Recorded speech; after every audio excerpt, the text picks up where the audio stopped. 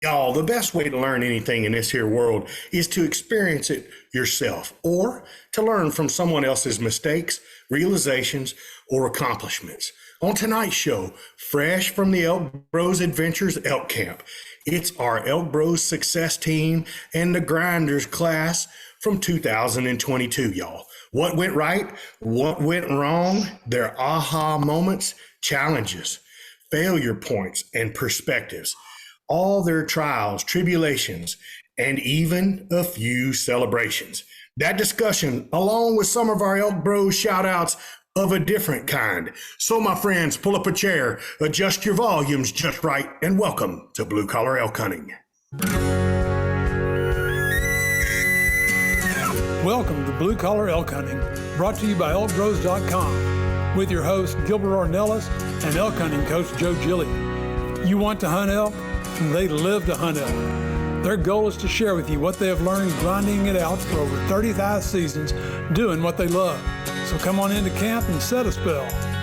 Welcome to Blue Collar Elk Hunters.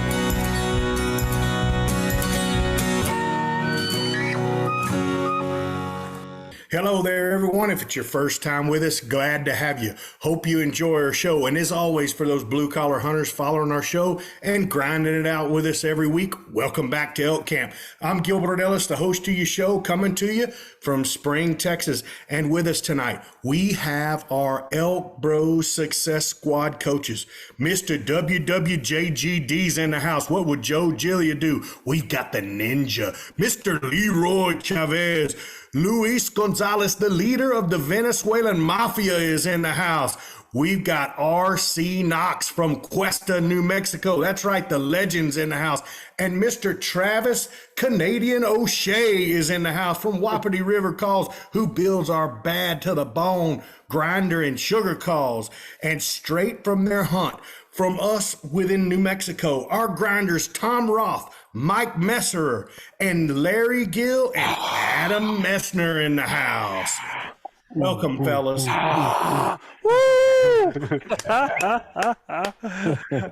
Oh, man. You know, it's so funny seeing everybody seeing together now after we've been in Elk Camp. Isn't it like a totally different feeling, man? Oh, yeah. Definitely. Like family. The freezer. Yes. Yeah, the only thing is I checked my freezer on the way, after I got home. Adam, Tom, there was no elk in my freezer, dude. What is up Joe, with that, you man? got your elk in your freezer, man. What are we talking about, dude? It wasn't none in mine, I can tell you that. Hey, for all of our listeners, man, this is everybody here. We've got, except for, we are missing somebody out of this group right now, out of our ElkBros Success Squad, and he is on the mountain. Cody the Kid Kirkpatrick. Yeah. Well, no, we're looking at Guy Conche, our coach. For sure, our coach. Yes. Yeah, he's up there on the mountain. We had Cody with us in the first camp, and we had him talking on that one there. So, Guy is not an elk hunter, bro. He's a freaking mountain climber. Okay, he's not an elk hunter, dude. He's a mountain climber. That's it. We don't count. He don't count. No, I got a couple looks from him. It's like, what are you doing all the way up there, man? Come on, dude, let's go. A couple of them. I got a couple pictures I got to share one of these days of him. I said this 1,000 times. This boy right here loves elk hunting, but y'all can take that mountain climbing and shove it. Beep.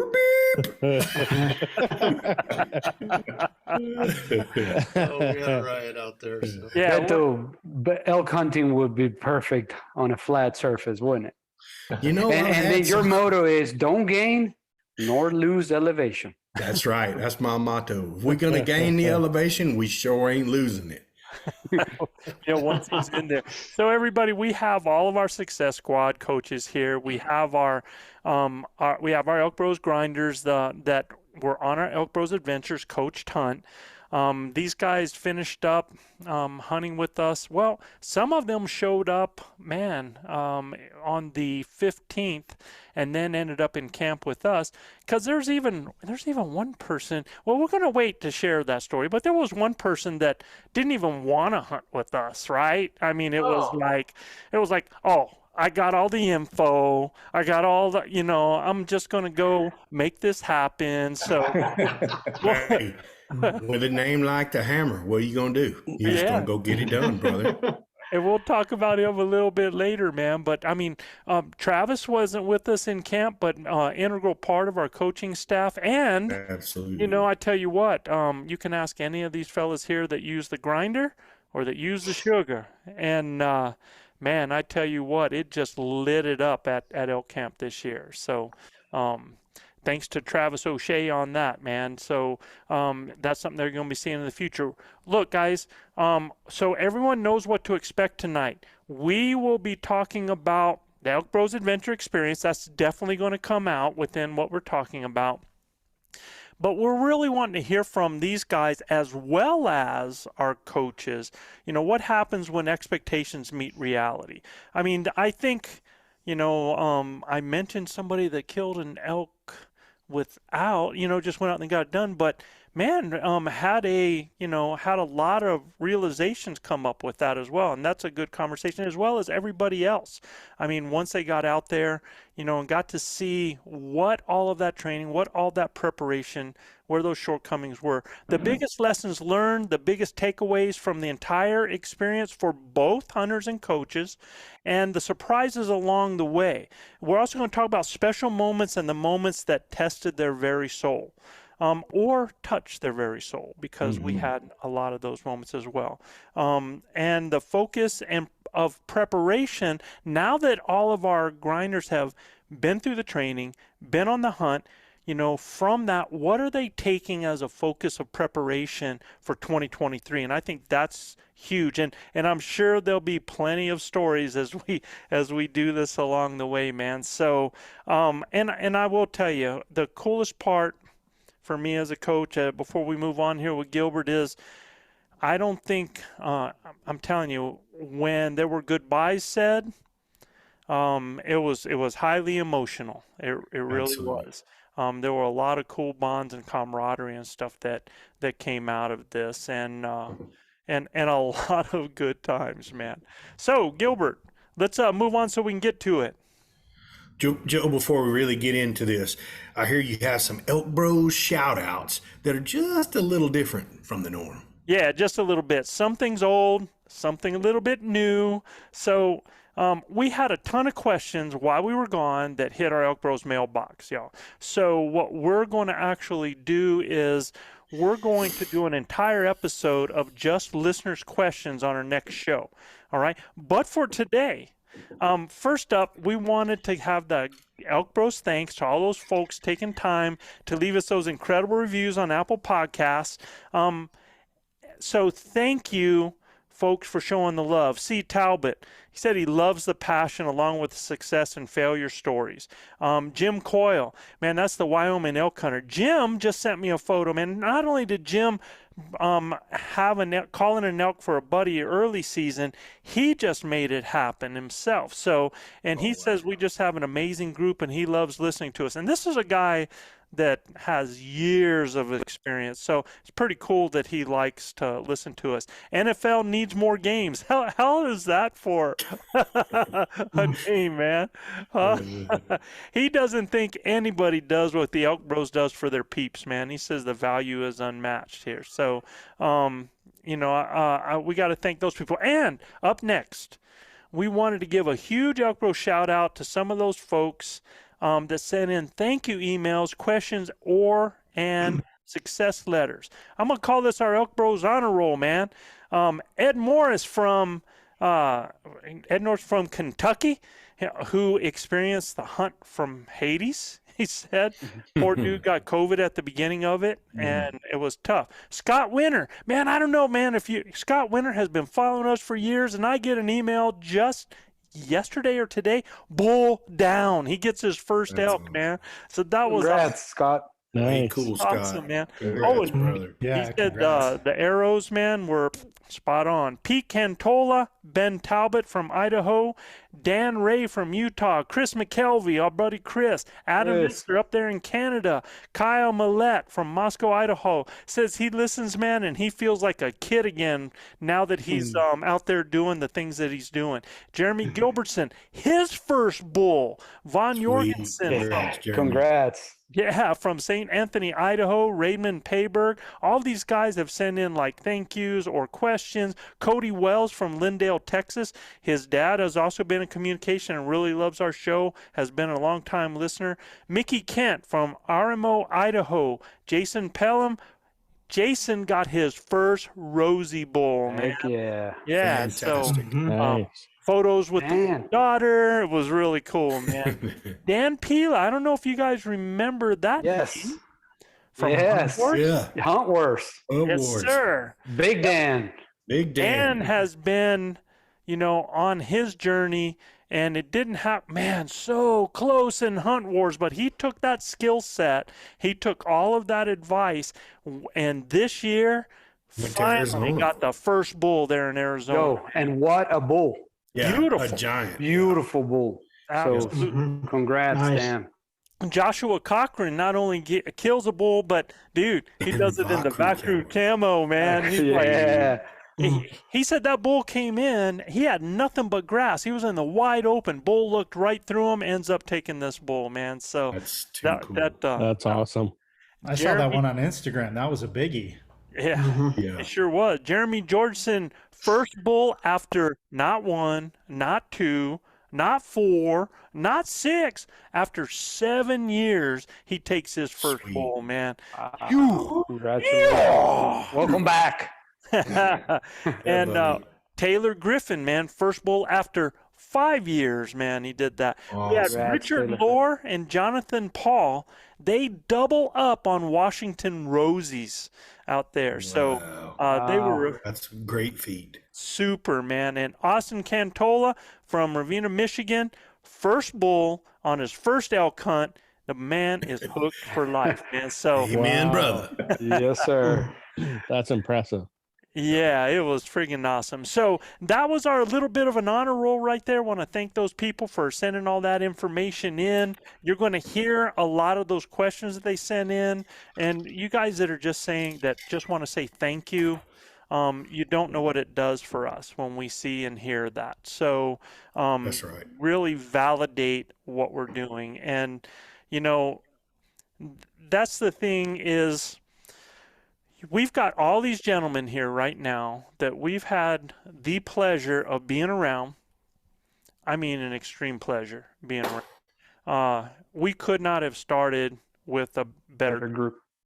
Amen. And Guys willing to work, willing to do whatever it took to run the river. I mean, we hunted hard. Glad we Super checked hard. all their backgrounds and all that stuff for the hunt. And all that. It was the All wise the thing to do. NCIC, yeah. that's right. Yeah. Social security numbers and all that stuff, were handed in. And You know, the hitman over there in Oklahoma, he's notorious, so you got to watch him, dude. Scotty's and all of them watching him, I promise you. now, Adam, so just so you know, you're muted, just so that if you want to speak up, I want to make sure you know you're muted. But one thing that we're going to shut up for a second, and we're going to let our 4 guys talk about the experience, because when we get these emails and letters from people that say that they enjoy our show and enjoy the camaraderie and enjoy that type of relationship and feel like they're around our campfire, you guys actually got to experience that. And so talk about that experience. Well, it's amazing. It was an amazing experience. Now, I've known Chav and Joe for 22 years and had the opportunity to join them again. Chav did a great job of coaching for conditioning.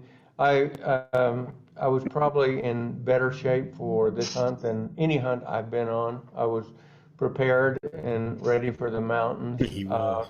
Larry, tell everybody how old you are, bud. I'm 77.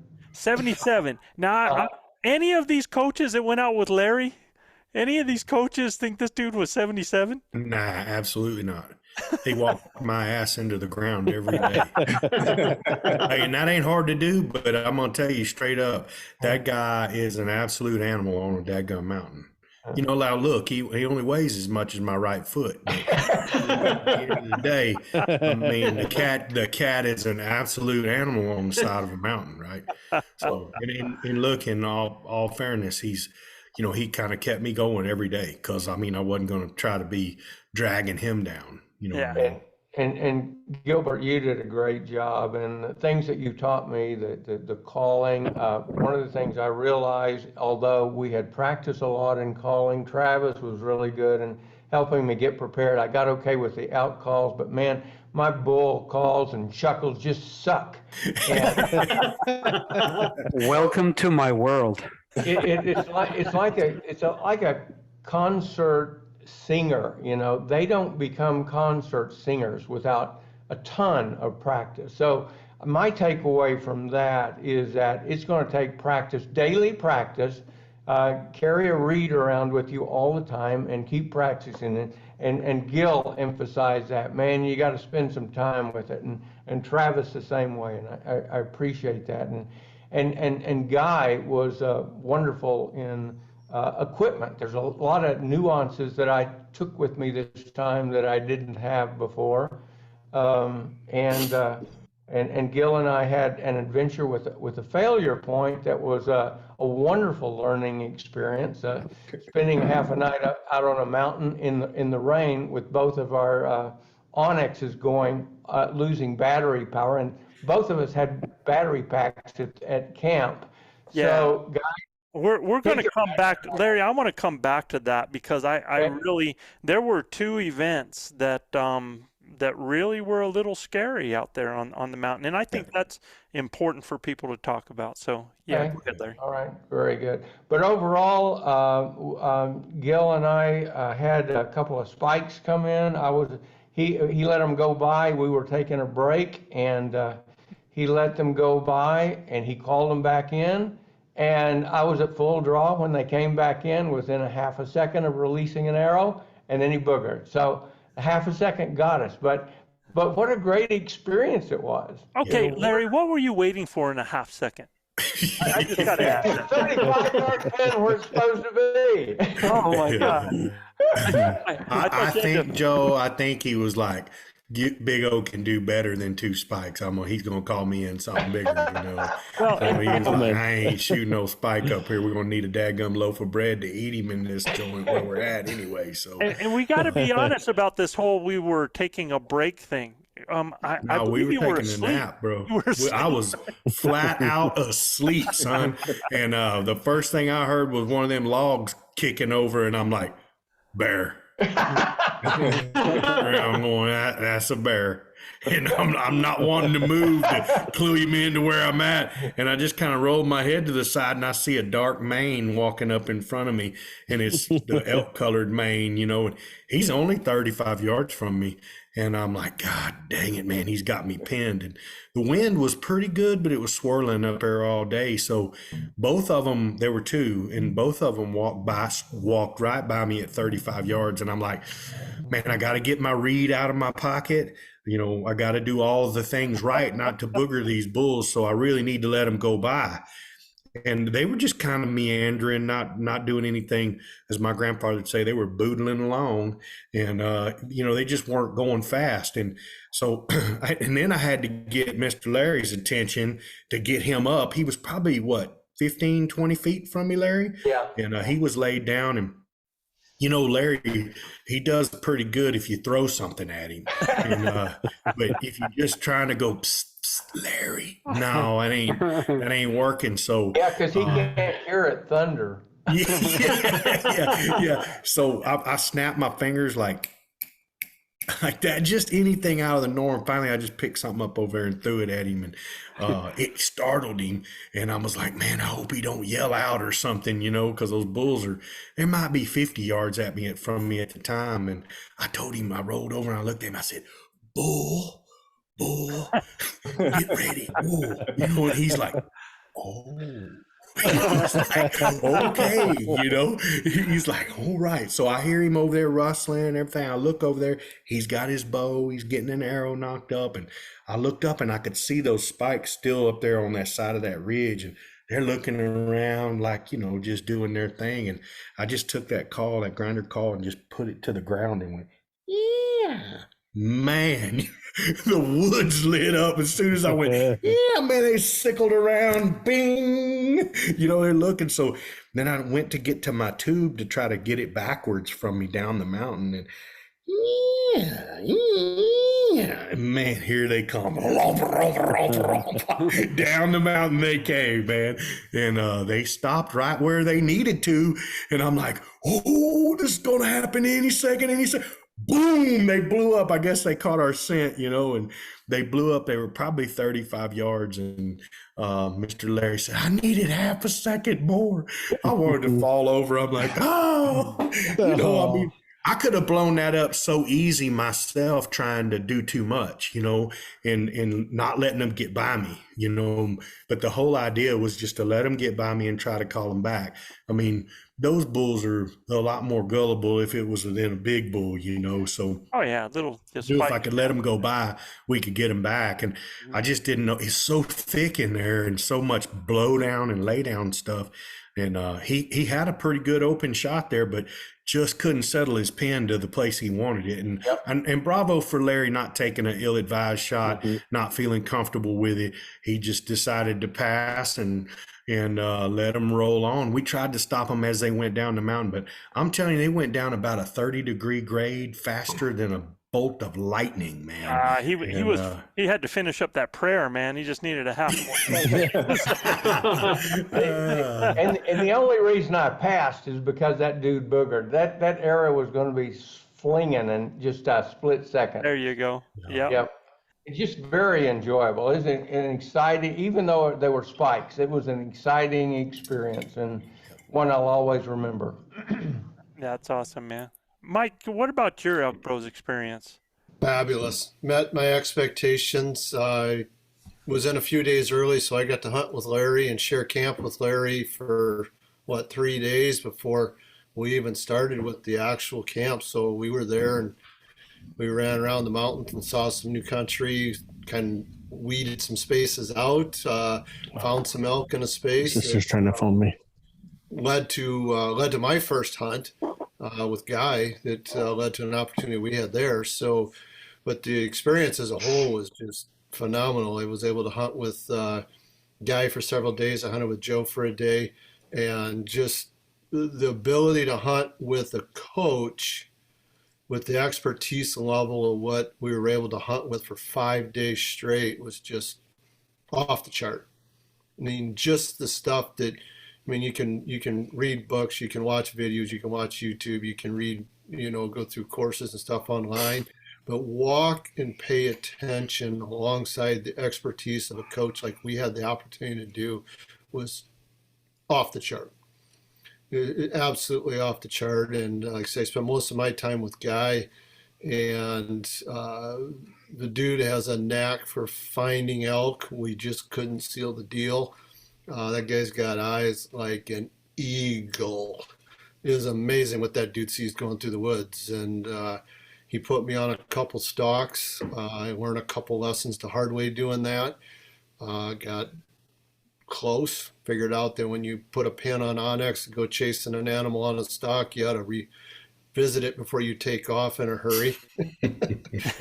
I was within 60 yards of a bull bedded and didn't know I thought I had a ways to go yet. And it was really a fun stalk. That stalk was, and everybody's kind of heard the story. It was in camp, but I mean, I took off, doubled back around, down one side, down through the valley, through the meadow, up the other side, through all the below, down all the way near the top, sneaking in, looking at a pin I had, and I had a ways to go on my onyx as I was tracking, and next thing I know, I look down and it's like, hey, I look like I'm pretty close, and a couple more steps and that dude blew. And he was gone. And so Oh, wow. the dragging myself back down through the blowdown to get back to Guy was just demoralizing to no end. And I get back, I'm trekking my way, and he's sitting on the side of the road. I didn't even see him. And he was like, dude, that was so cool. You were so close. He said 60 yards. I was waiting for you to shoot. And I'm like, what are you talking about? He said, what we didn't know is that we had this bull located. We had spotted him. I made an inadvertent, a poor choice on where I pinned him at. What we didn't know is there was 3 bulls bedded above him. And so when I got over there, Wow. I was looking down to where I believed that bull to be. These 3 bulls were looking down at me. And once they got up and started to move, it got his attention. He got up and off he went. So, but what was the coolest part about it is, you know, I trotted my way back through the blowdown. The blowdown was just horrific. And I get back to the other side up the top. I'm walking down and he calls me over. We sit and we talk about it. We talk our way through the whole thing. And I'm flat out white. Yeah. All of a sudden he goes, "You hear that cow down there?" It was like, bing. Here we go. And it started over just like that. And off we went and we started into a routine. We worked down and we played with those elk for quite a while. We were on those elk for quite some time. And so, I mean, it's kind of how our whole days went. We'd have some things would work. If it didn't work, we move on and we'd get into something else. It just. But I want people to understand and envision the type of area that you were hunting in, you know, is exactly, I mean, Gilbert and Larry ended up in this area and hunted this area, but we're talking very, very steep country, a lot of shale rock. You had to be careful of getting into the blowdown. I mean, you guys were really working elk in some tough stuff. Yeah, it was. And, you know, the cool. And they had all the advantage, Joe. That elk did. Absolutely. Yeah. Oh, it was working. What was really cool about it is that it was how we ended up in that location was just a teaching lesson from Guy of Larry and I had come across a situation and met some people and suggested we check something out. And so, you know, after our first stalk of the morning on our first morning, I showed Guy this spot and he looked at it. We talked about it on Onyx. He says, "We don't want to be here. We want to be over here." And that's how we found that spot. And we hunted that spot for 4 days. And you guys were, Gil and Larry were in there as well. There were elk there. And it was just a matter of him looking at go, you know, this spot here where you just showed me is this, but look what this shows us on Onyx.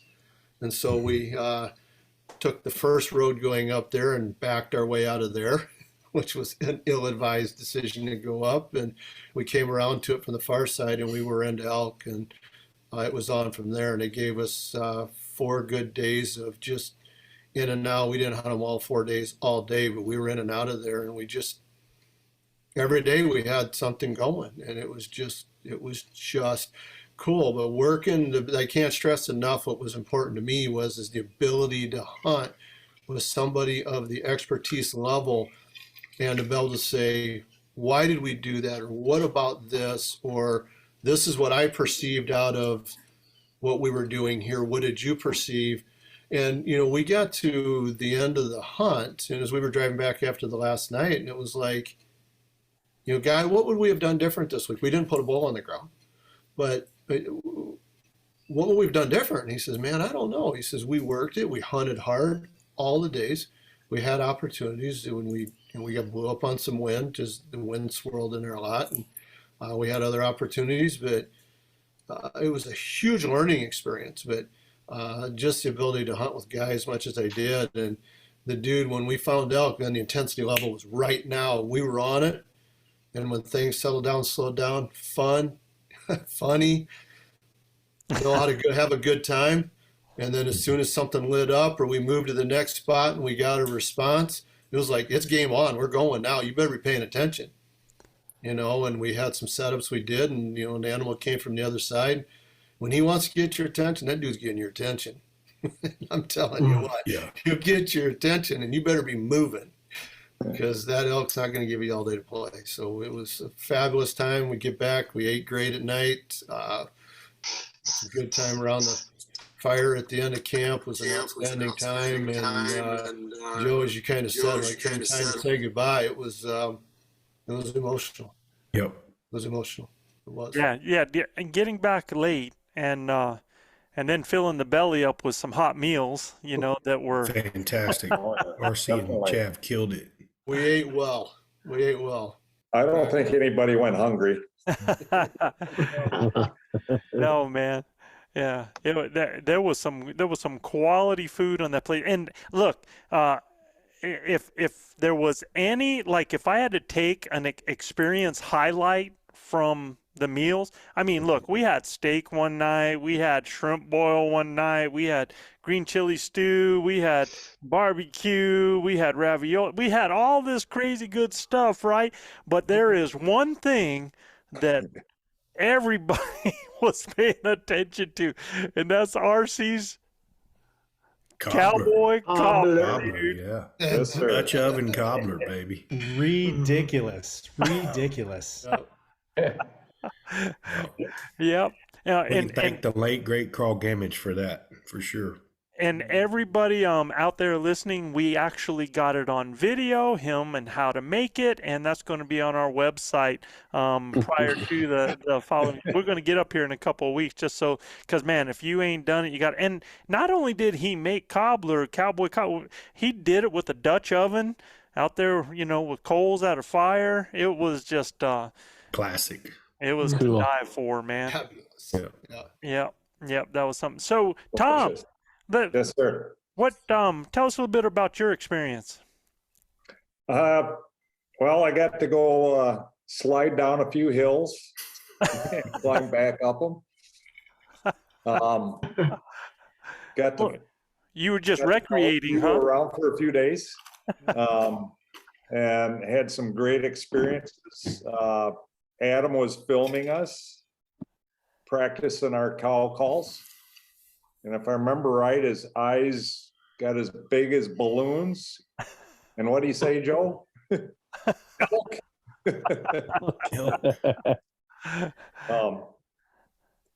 Yeah, we're just, Joe was practicing calls with me out in the middle of the woods, and all of a sudden a bunch of elk show up.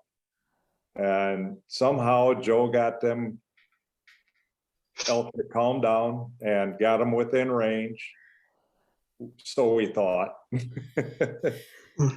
Let one fly and we missed, or I missed, but we kept after it.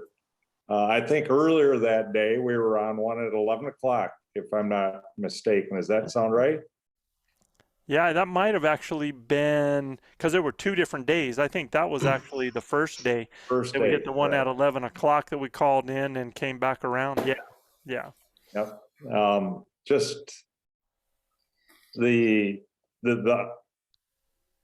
whole different scenario that you've got different calls in your toolbox to use than a standard 2 or 3 calls, and being with Gilbert that one night and showing me how you can settle them down and pull them back in. It's just a whole different experience than going with that guided service and being limited, or being having to chase them up the mountain, the guides I'm referring to, versus Joe, your pace is just a steady, it's not a race to the top of the mountain. You want to get there. So I appreciated that. And, I know we had to wait for Adam a couple times, but Rob, you probably caught him tired, because I don't know. Day number 2 for us was not like you described. I was gonna say, I had him the day after they got 2 hours of sleep, and he didn't have any problem with pace that day. Yeah, that was a little bit different, man. Yeah, and we'll talk about that 2 hours of sleep. But it was great, because with Tom, we'd be going. I mean, we would have a bull down in the bottom first thing in the morning, and this is a nice mature bull screaming off, and Adam's going like, Joe, why aren't we going at that bull? He's over, because I was like, Adam, by the time we get there, he's not going to be there. That booger's going to go up, and we better start paralleling him like right now. Yeah. And so we started doing that. We started going up the hill. One time, Tom grabbed me and he goes, Joe, I think you're killing Adam. I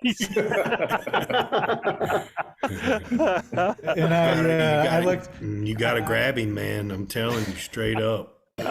I looked at Tom and I was like, yeah, Tom, we're pretty tired, right? And you're like, yeah, we should probably relax. You look really tired, Adam. I was like, yeah, totally. Let's slow it down a little bit Yeah. here. Yeah, And that whole tactic, Joe, paralleling the herd going up the mountain and waiting for that transition point, that was all new to me. I've never heard of it doing anything like that. Every time I've been on a bull, it's scream at them and hope they come to you to get a shot off, and that seldom works from what I found. Yeah. Well, it can sometimes, but what we've found is the more norm to this is you trying to get on their level, and running them down is, unless you're like Joe or part Billy Goat or Dadgum Mountain Goat, you just can't run them down, right? They're just unbelievable critters. But if you can get up there on their side and side hill, I mean, we did that twice. Joe and I did this past hunt, and I mean, we got around them, and when we got around them, 10 years ago, there was no way I could get around them, right? We got around them and, created opportunities. And a lot of times if they're just meandering and they're not really going to a destination, you can do that. But if he's hooking them and he's round upping them and the whole time he's pushing them up, it's really hard to run them down. So best thing you can do is get in there, like Joe said, and try to side hill them, keep moving at their pace, and then try to cut them off where they're going to their destination. Yeah, and what I'd tell our listeners out there is, it's not really the bull that you're trying to stay even with. You actually want to get up ahead of him, man, because he's following cows.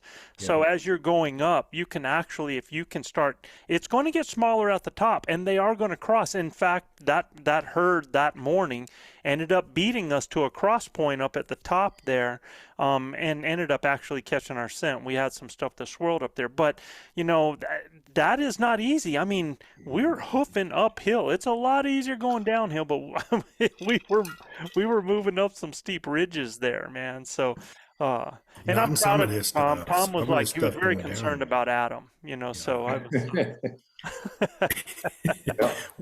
Well, and that's the thing, Adam's a world-class athlete, and he can tell you that this is world-class elk hunting, because at the end of the day, these altitudes, this terrain, it don't make a damn bit of difference how good an athlete you are. It will take it out of you. Well, we're going, Tom has a little bit more to his story that we're going to come back to here in a few minutes, and we're going to jump to that world-class athlete down there and have that conversation, because look, I was so proud because we were going to start an ElkBros hunt on the 19th, was when everybody's coming into camp, and a lot of these guys came down ahead of time. Now Tom is up hunting in Wyoming at the time, right? Or is it Montana? Tom, which one? Wyoming. He's hunting up in Wyoming. So the man is on a hunt. Mike comes in, hunts with Larry. Adam comes in, and Adam is, I just tell you, Adam is the romantic out of the group, man. I mean, this guy, sees Tell my wife that. Come on now. We're talking about hunting, brother. We're talking about he sees everything a little bit different and in a glow that is just awesome. He just brings a whole beautiful perspective to life when he looks at things. But this guy wanted that solo experience, man. And he texts me, says, Joe, man, he says, is there any place that you think on the south end of this unit that I should take a look at? And I was like, I would go here. And that's what he did. So he's out there on the first day, on the 15th, solo, hikes in and goes all the way up. Tell us about your experience, Adam. Yeah. It was crazy. There were a few things that kind of led to a successful hunt. So kind of spoiler alert, it was a successful hunt. I mean, I think everyone here had a successful hunt, but there were a few things that really clued me into this being a kind of a special experience. So first of all, I hike in super deep, 2.5 miles, basically straight uphill, maybe 2,000, 3,000 vertical feet uphill, about 3 miles up. And I set up my tent. I'm completely exhausted. And I'm the only one in the parking lot. It's like one of those situations that just doesn't happen in the peak of elk season, where I have this whole area to myself. And I jump out of the tent after taking a real quick break, and I hear a bunch of voices. I hear voices from 11 hikers that just came up this desolate trail that I had come up, and they're all snazzied up in their Audubon Society gear with their binoculars and their Patagonia gear, and they're telling jokes and laughing, and I'm like, oh no, this area is not big enough for all of us, all 12 of us. What am I gonna do? And so I take a deep breath. Hey, sometimes hunts don't go exactly the way you envision it. And so I roll down in my camo gear and my bow strapped to my chest on my, on my bow hitch. Again, plug for those guys, incredible product. I go down with my bow and my camo and all my setup, and I say, hey, and they all turn around because, of course, they didn't see me because I was all decked out in my camo. They turn around and they're all spooked out. Whoa. And they're, whoa, where did you come from? What are you doing? And you know, they ask me, what am I doing? And I'm all camoed out with my bow attached to me. And I say, I say, clearly you guys are not golfers. And they all laugh. And can I play through? Can I play? And so I try and embrace this situation and offer to take photos with them. I answer a few questions. I try to be a great ambassador for the sport, right? Because I assume maybe there are a few non-hunters in the group, and I try and be a great ambassador for the sport and ambassador for elk hunting. And I might have been wearing some Vaccaro camo at the time, so I wanted to represent the ElkBros. And so, yeah. And so that kind of played out, and I continued on, and it ended up being a really positive experience. I got to know a few of them and just enjoyed it. I hike a little bit on my way, and I get maybe 2 hours into my hunt casting, right? I'm cast calling, as you guys talk about, and I think it's episode 168. Anyway, I'm practicing my cast calling, and it's feeling good. I'm really liking this zone. I'm feeling really good about what I'm doing and where I'm hunting. And I get hungry, and I start to dig into my trail mix, and I think Guy DePlanche helped me dial in my trail mix. And I'm eating it and picking out the raisins and eating the peanuts and eating the M&Ms and everything. It's just delicious. And a bird flies in out of nowhere. You remember what it was, Beto? Camp robber. It was Camp robber. Canada J, right? Yeah. Camp robber. It flies in and like looks at me about 4 feet from me at about eye level. And it's cocking its head from side to side. It's very interested in my snack. Yeah. I put a peanut on my hand, and I hold it outstretched, like in the direction of the bird. The bird flies onto my hand, lands, grabs the peanut out of my hand, turns its head again side to side, takes the peanut down, and flies off. Wow. And I'm like, ooh, trying to put these good particles out there. Walk another half a mile or so. I do all of the things. I get set up in this valley. It's got a river running through it, a little stream running through it. The wind is perfect. I've got the sun at my back, the wind in my face. Like everything is set up just the way you guys describe it should be. And to my surprise, after doing some cow calls and a couple of really low-key elk bugles, I call in a frickin' bull. And I did not. Yeah. Who'd have thunk it? Well, I'm elk hunting. What were you thinking, man? What were you thinking? Yeah. So I was a little bit perplexed, and so here's what I've got. I've got one free hand because I, of course, didn't have my bow in my hand, and in the other hand, I had my elk tube, and so I'm quickly with this elk staring me in the face. At about 20 yards, I'm thinking to myself, oh crap, what do I do? And then I think back to what you guys say, which is you gotta draw. You gotta draw your bow. So I drop the elk tube, I knock an arrow, that whole thing takes me about 2.5 seconds. And of course, I'm looking at an elk rump running away. So I immediately sound a couple of cow calls. It starts to slow down and maybe even looks over its shoulder, but kind of continues on its way. But again, the setup is perfect. It definitely didn't wind me. It boogered, but like wasn't sure what I was. And so I kind of kept that routine going, maybe calling elk, like an elk bugle and a cow call once every 3 to 4 minutes. And those calls, the grinder, the sugar, those were putting out the best sounds. Really good calls, just doing what I could to kind of coax it back in, talking to it. And it comes back in. Ultimately, lines up perfectly broadside, well, quartering to me at 25 yards. Center on it, let it fly, and it ran off about 20 yards and none. Well, one of the cool points, though, that we talked about, Adam, was Adam could have sworn that bull was broadside, and I think this is a great thing to talk about, because these animals are so big that when you see them, because of the size, even though they can be quartering one way or the other, because they're so big, it just seems like all you see is this huge broadside animal, and that's kind of why it's really critical to take a look at those legs.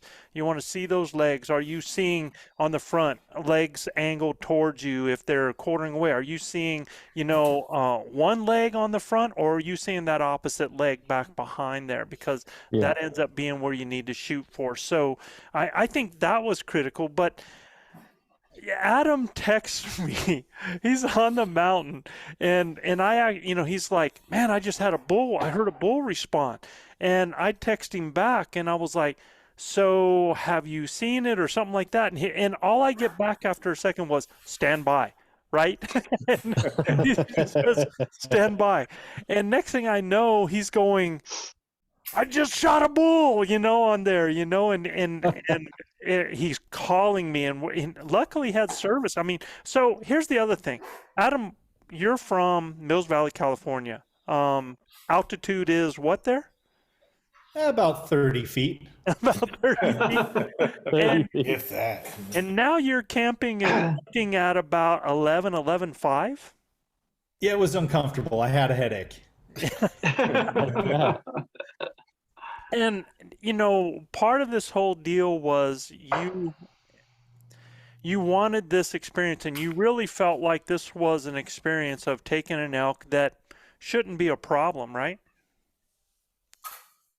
Yeah, right. I mean, on paper, just go out and do it. I mean, that was the thinking. Now, I think what I'm talking about is not I tell you what, when you told me you had a bull and you had a bull down and you were calling me on the phone, I was just so excited. And I was like, this dude just went out on his own after 2 months of coaching, took everything he learned and went out there and got it done. That was awesome. But then, go ahead. Couple of things. I think, what is this, episode number 173 or 174? I think I've literally listened to every single episode here. And I know the other folks in camp have as well. Yes, I prepared a lot. Yes, I shot a lot. Yes, I was in really good shape and I still should have been in better shape. I did everything, that I wanted to do. But I know too that a lot of the folks listening to this podcast and the other folks in camp have also done a lot of those things right. I know a lot of people, and I've even uttered these words before, that you make your own luck. There is no such thing as luck. I kind of don't believe that anymore. I really don't, because I saw all of the hard work that everyone here puts in and all of the homework that everyone puts in. There, no BS. There was a lot of luck involved. But I think so everyone that listens to this podcast and doesn't get a bull, you can't. Yes, maybe there are things that you can work on, or maybe things that need to align for next season. But man, there really is a lot of luck involved. I think what you were saying was, okay, you kill a bull. Now what? Is that where you're going with what you're saying? Yeah. Where you're at, but I want to go back on that, man, because I totally disagree with you, man. Because you are the guy. Sorry, brother. You are the guy that hike. Look, I did that hike, and I mean, Serious It's hike. nothing but straight up, man. And you hiked in 3 miles. You put yourself in a place that nobody else was hunting. You put yourself in a position where you were finding elk sign. You were the one that was making the calls. You were the one that was in a place with the wind was right, and you understood that, with the sun at your back, and you understood that. And not only after calling a bull in, you had the self-awareness once that bull took off to recall that booger in. That is not luck. That is you creating your situation. So yeah, maybe you can say that, oh gosh, Right place, right time. yeah, there happened to be an elk in that area, but dude, you brought that elk to you, Yeah. right? Yeah. So 100%. 100%. So And knowing what you know now about altitude, Adam, would there be something different that you did to maybe go a day early and try to acclimate, or a couple days early and try to acclimate at that level before you just take 3 miles and go straight up and get in there and get yourself sick? Well, I didn't get sick. I didn't have to come down. I got an elk. Oh no, So- make no mistake, brother. You were sick. You just didn't come down.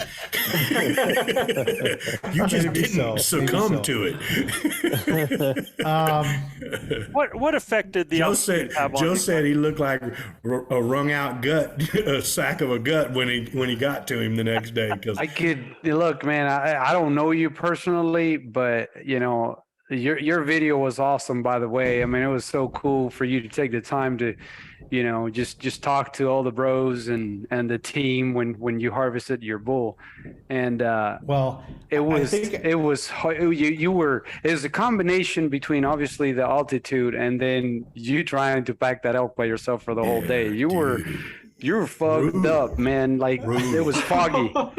fogged up. Fogged up. Yeah. Well, Yeah, that's what I said. well, so again, I'm sure everyone on this video call has maybe had an encounter, maybe while elk hunting, where you're like, I don't know how this is going to end here. And maybe that was kind of my moment after shooting this bull, when I walk up to it and it's an absolute freaking horse of an animal.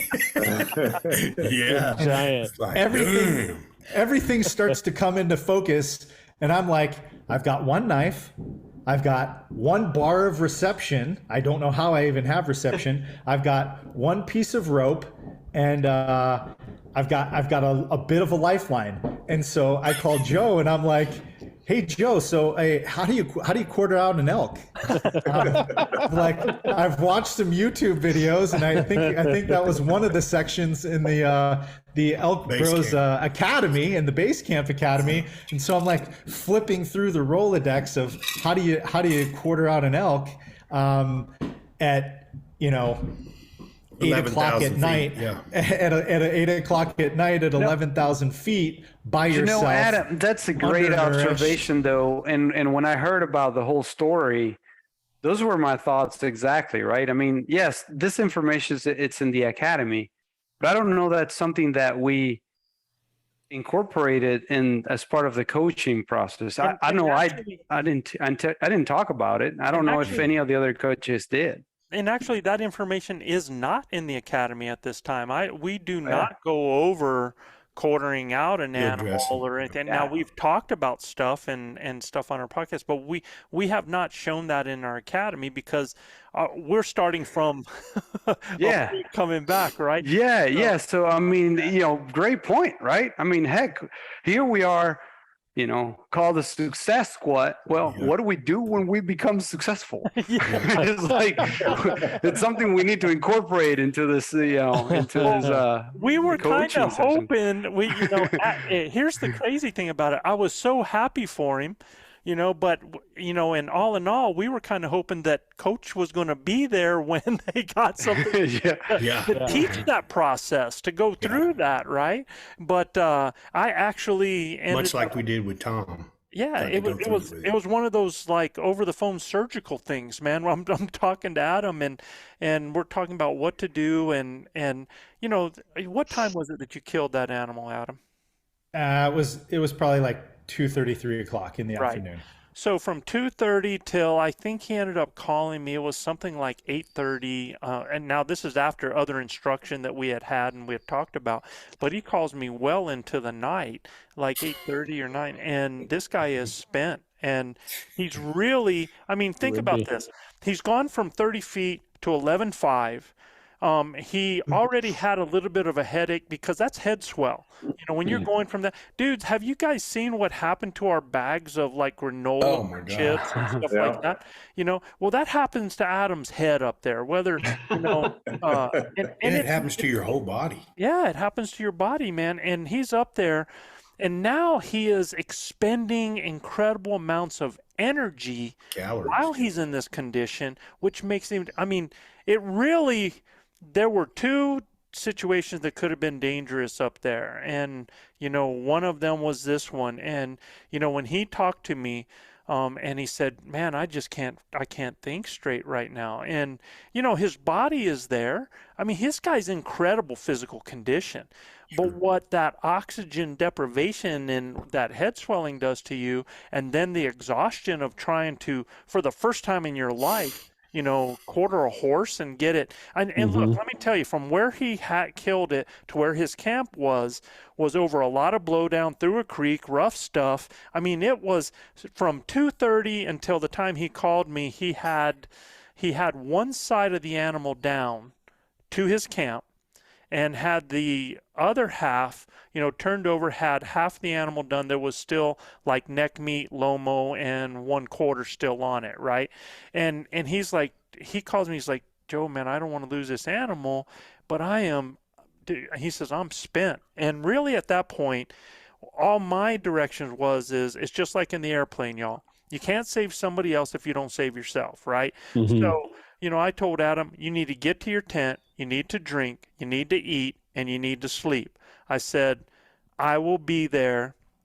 I'll be there I'll be at the trail at 5 a.m. I'll get up to your tent and help you. And RC actually had called Richard, and Richard brought his son Sean. And that next morning, you know, Adam is in his tent and when I arrive at about 6 a.m. and, you know, I'm like, Adam, and Adam's like, dude, am I so glad to, and he opens the tent to see you and he looks out and he goes, and you have friends.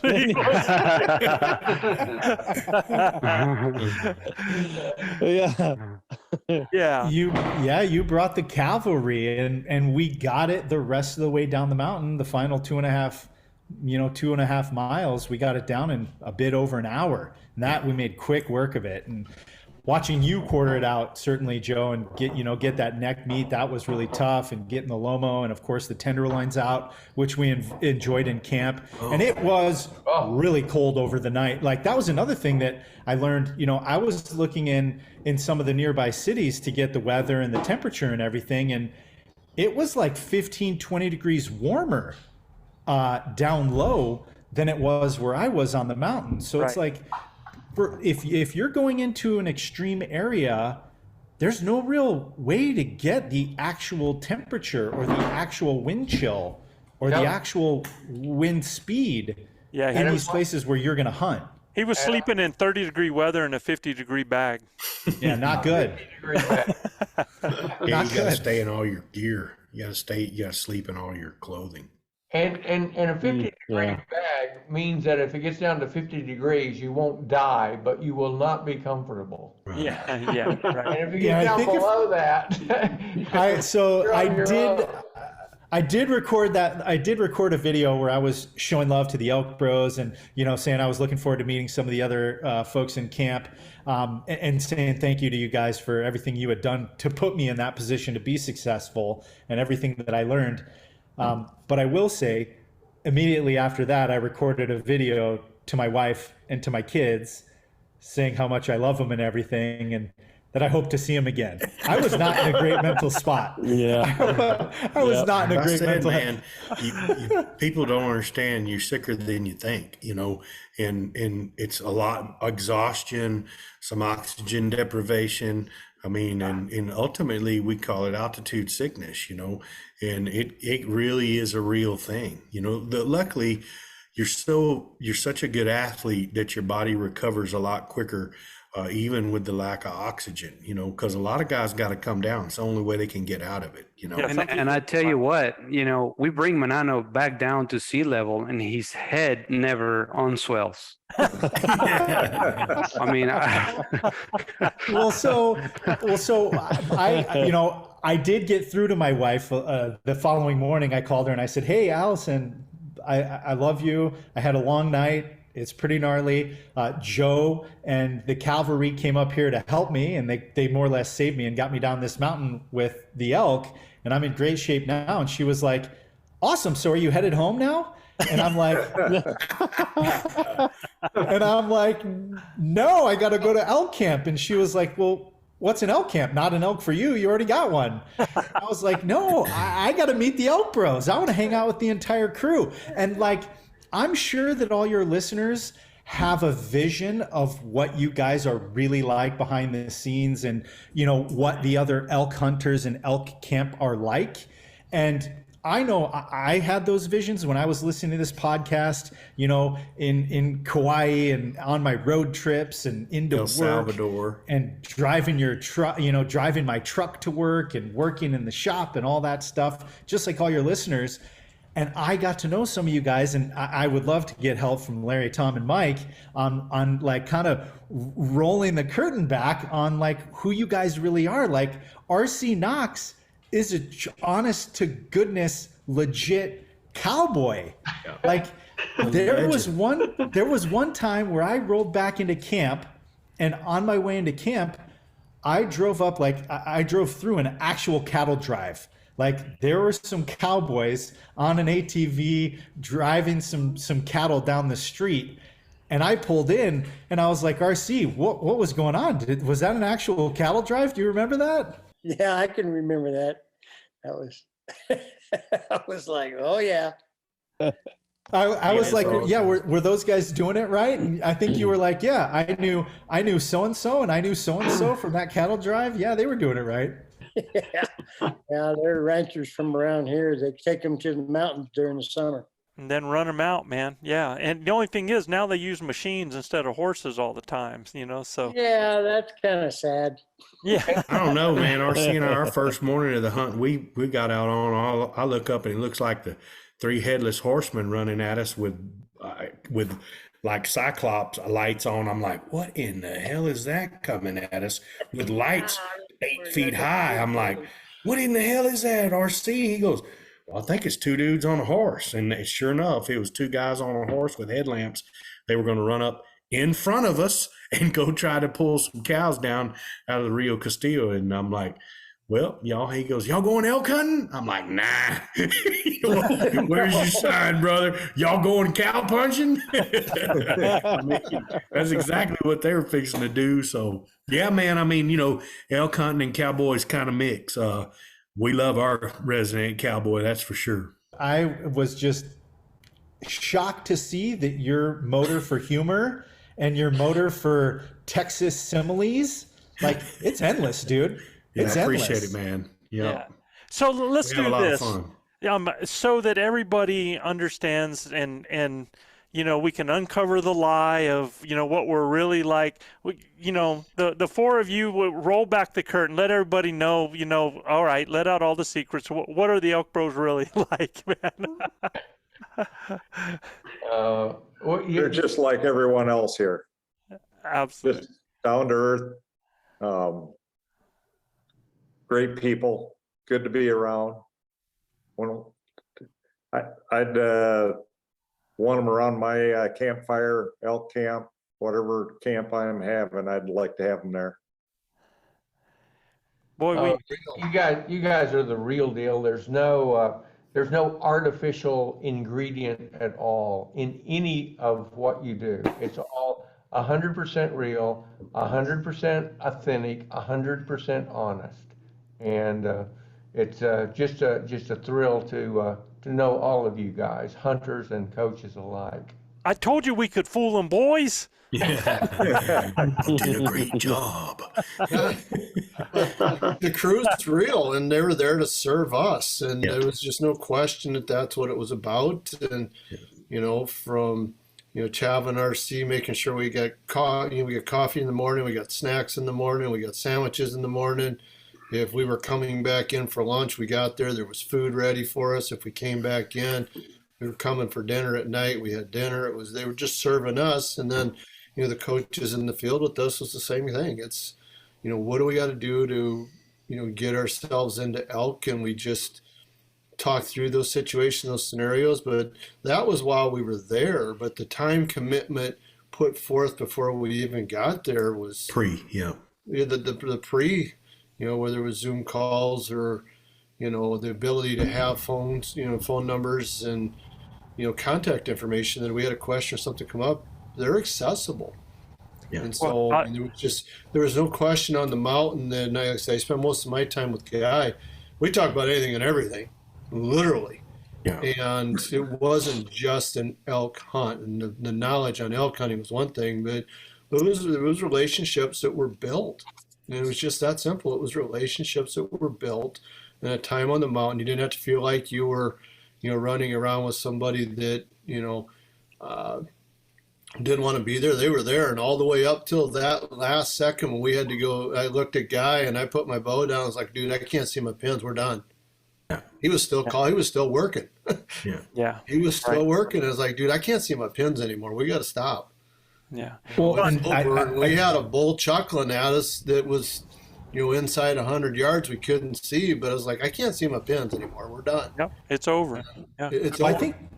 I think too, another thing that's so great about your podcast and the way you guys operate is you really are thinking about elk and elk hunting like 24/7, 365 days a year, such that you're attracting great partners and great products into the ElkBros ecosystem. And like Travis O'Shea's here, right? He's got, for anyone who is just listening to the podcast, he's got a couple bugle tubes in the background, a monster Euro elk mount in the background, and he was putting out just the best calls. And Travis, I don't know if you know this, and I should have taken a photo, but when they were opening up the sugas and opening up the grinders, I'm assuming you sent those, like they were opening those up and holy cow, they were giddy, like little kitties on Christmas.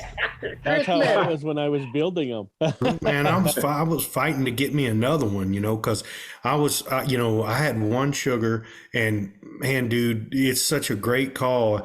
And I actually had it on my visor right here, and I ran into the side of something, and it damaged the latex on it. So I was like, dude, I need another one. And Luis Beto and I were fighting over the sugars. And then freaking guy got one before me. I'm like, dude, what is up? Joe goes, you got a lot to read. You'll be okay. I'm like, dude, I'm like, man, that guy he's not even going to use that sugar call, man. Give that thing to me, dude. I can make it dance, So I rode with the grinder the whole time, man. And I went through 2 of them in 5 days. But, I mean, we were bugling and ripping on them. It's the most fantastic call I've used, bar none. I mean, and I've used a bunch of them. But I'm telling you right now, the lower cow registers, the chuckles that we could, make with it, the real soft chuckles were something that were super important for us. These bulls were heavy pressured, and the softer music you could use, the more realistic it was to them, instead of just being loud in their face and stuff. I mean, there's a time for that, but these bulls were heavy pressured. We had a lot of UTV, ATV access, a lot of other hunters in the woods as well. So the softer registers were the ticket for us, man. Yeah. Yeah, and I mean, a lot of, especially in the early part of the season, what's cool about this is throughout the hunts, we actually went to different types of zones, because we all started up really, really high up there around our high camp. We ended up down low in the low country, what I call low country, that was more of the, 65, 7 down there, that sloped down from the west slope to moving back up again to a whole different type of area. And really it happened because of Adam. When I went in to help Adam get his bull out, I'm driving down the road in a road that we hadn't been in, that I didn't realize that there was this much of this area that went back there. And as I'm driving out, I'm looking at the country on the each side of me, and I look at the spot and I go, whoa, elk. I mean, I just look at Whoa. it and I go, there's elk in there. And, you know, next thing I know, the next day we're driving. We actually did a river crossing to get to it. And then we got into this area that a lot of people wouldn't go into. And I mean, first off, we get up there at 11 o'clock during the day, do a little scenario. A bull comes in. We almost get a bull. Tom almost has a shot at a bull right there on that first opportunity. And then we had bulls screaming in that area in there. So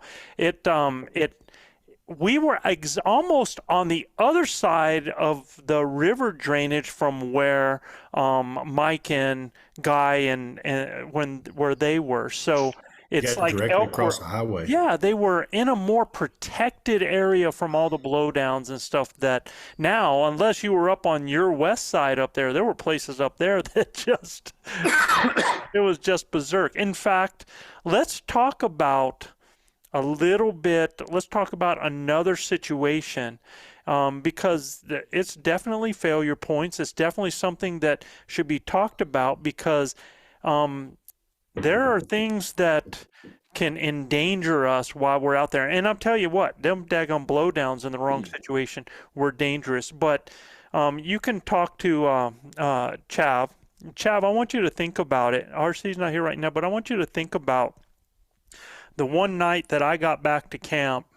Guy Duplanche got back to camp from being in the same area that Gilbert and Larry were in. Mike was also with Guy. They had arrived back early, and I had gotten a message from Larry at 7:34 that they were in a tough spot and would probably be about 2 hours. That's 7:34. Do you remember that situation and how that started to roll about? You and RC, you know, you guys can kind of comment to how that kind of unfolded that night. Well, you know, generally when you guys get back to your vehicles, head back to camp, you know, we have a general idea when to get the food ready for supper. But you know, everybody started coming in, and no Gilbert, no Larry, and you know, we're really concerned because you know, we weren't sure what would happen. You know, I thought, because Gilbert don't miss a meal.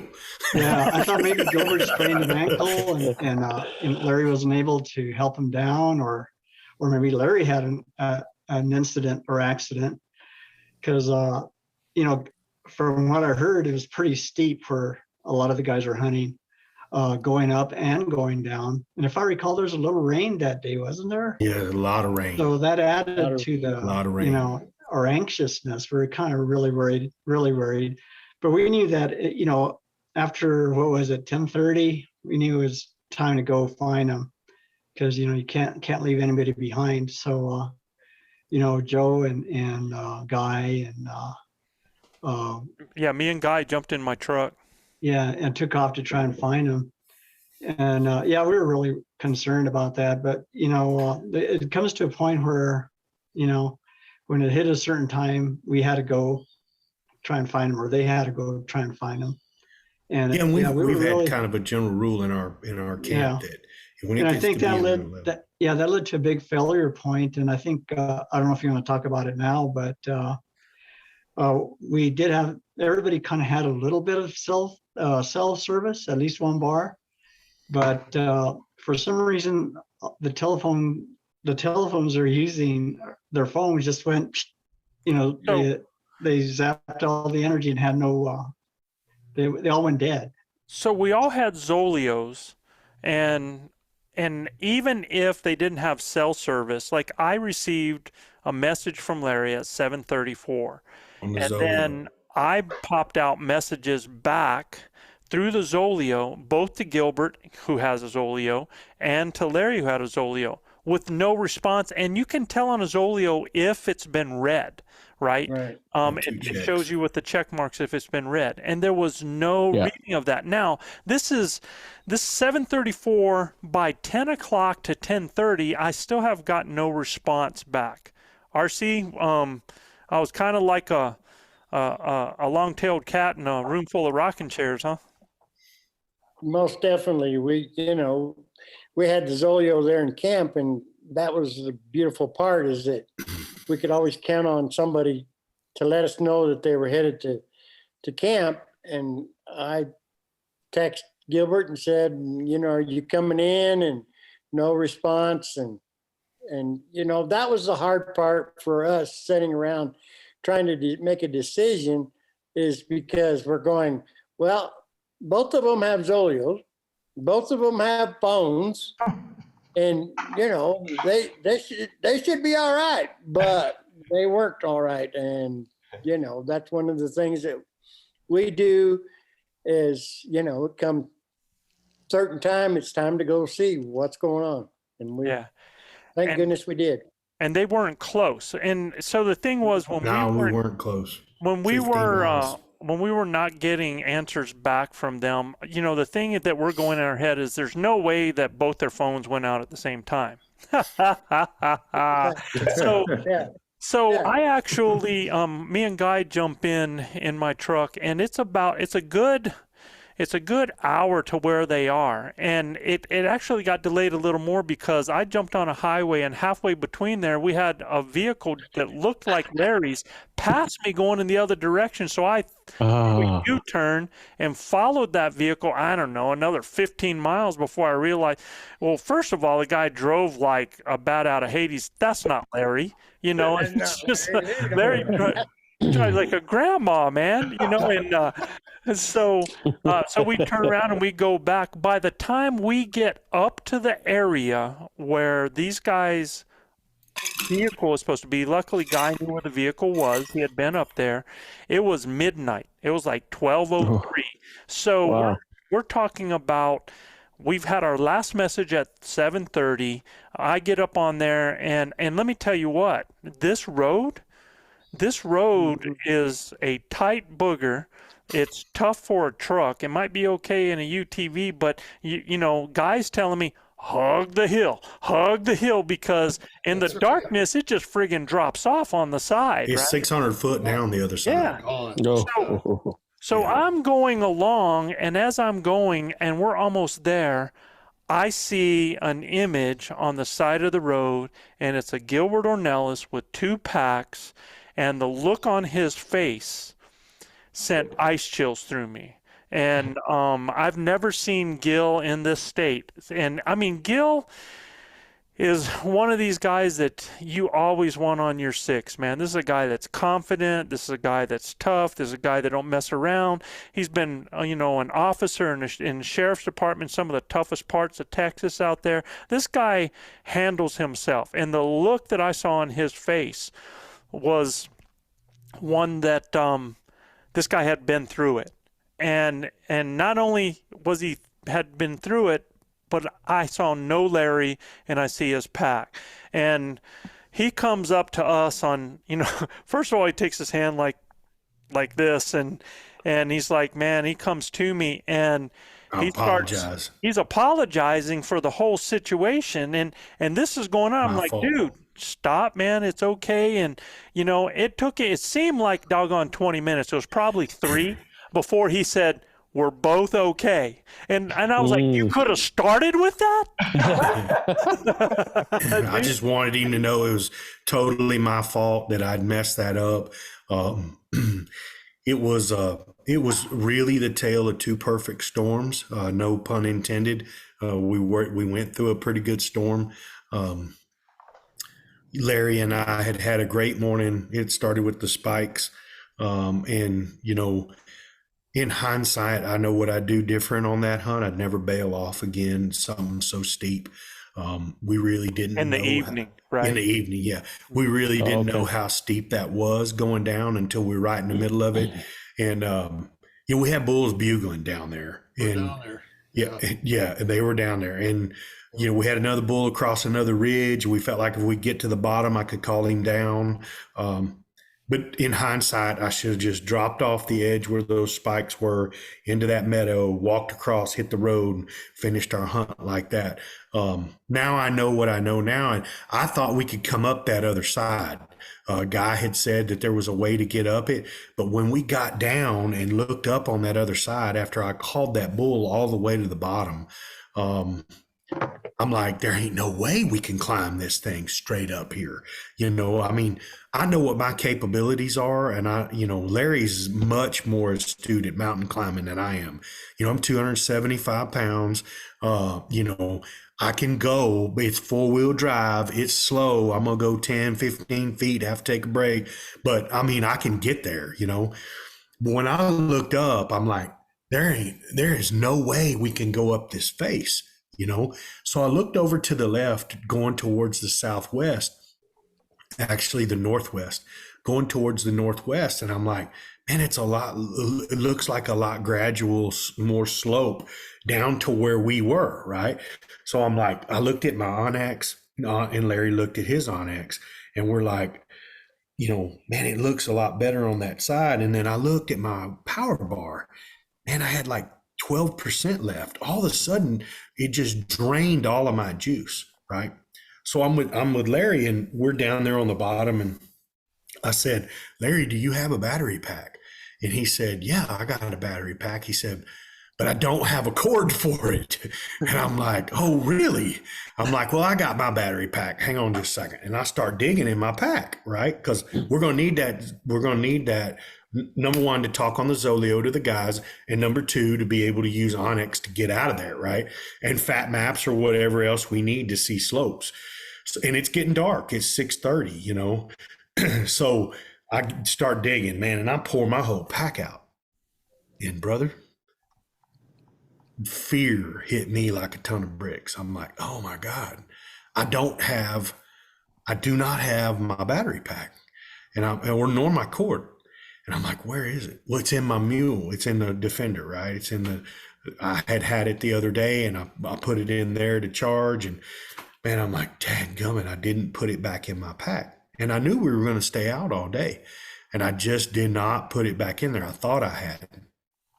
So I'm like, okay, no big deal. I said, Larry, do you have a compass? Yeah, I got a compass. So we took a reading off his Onyx, because his now he says, oh my gosh, I'm getting low too. I got like 6%, right?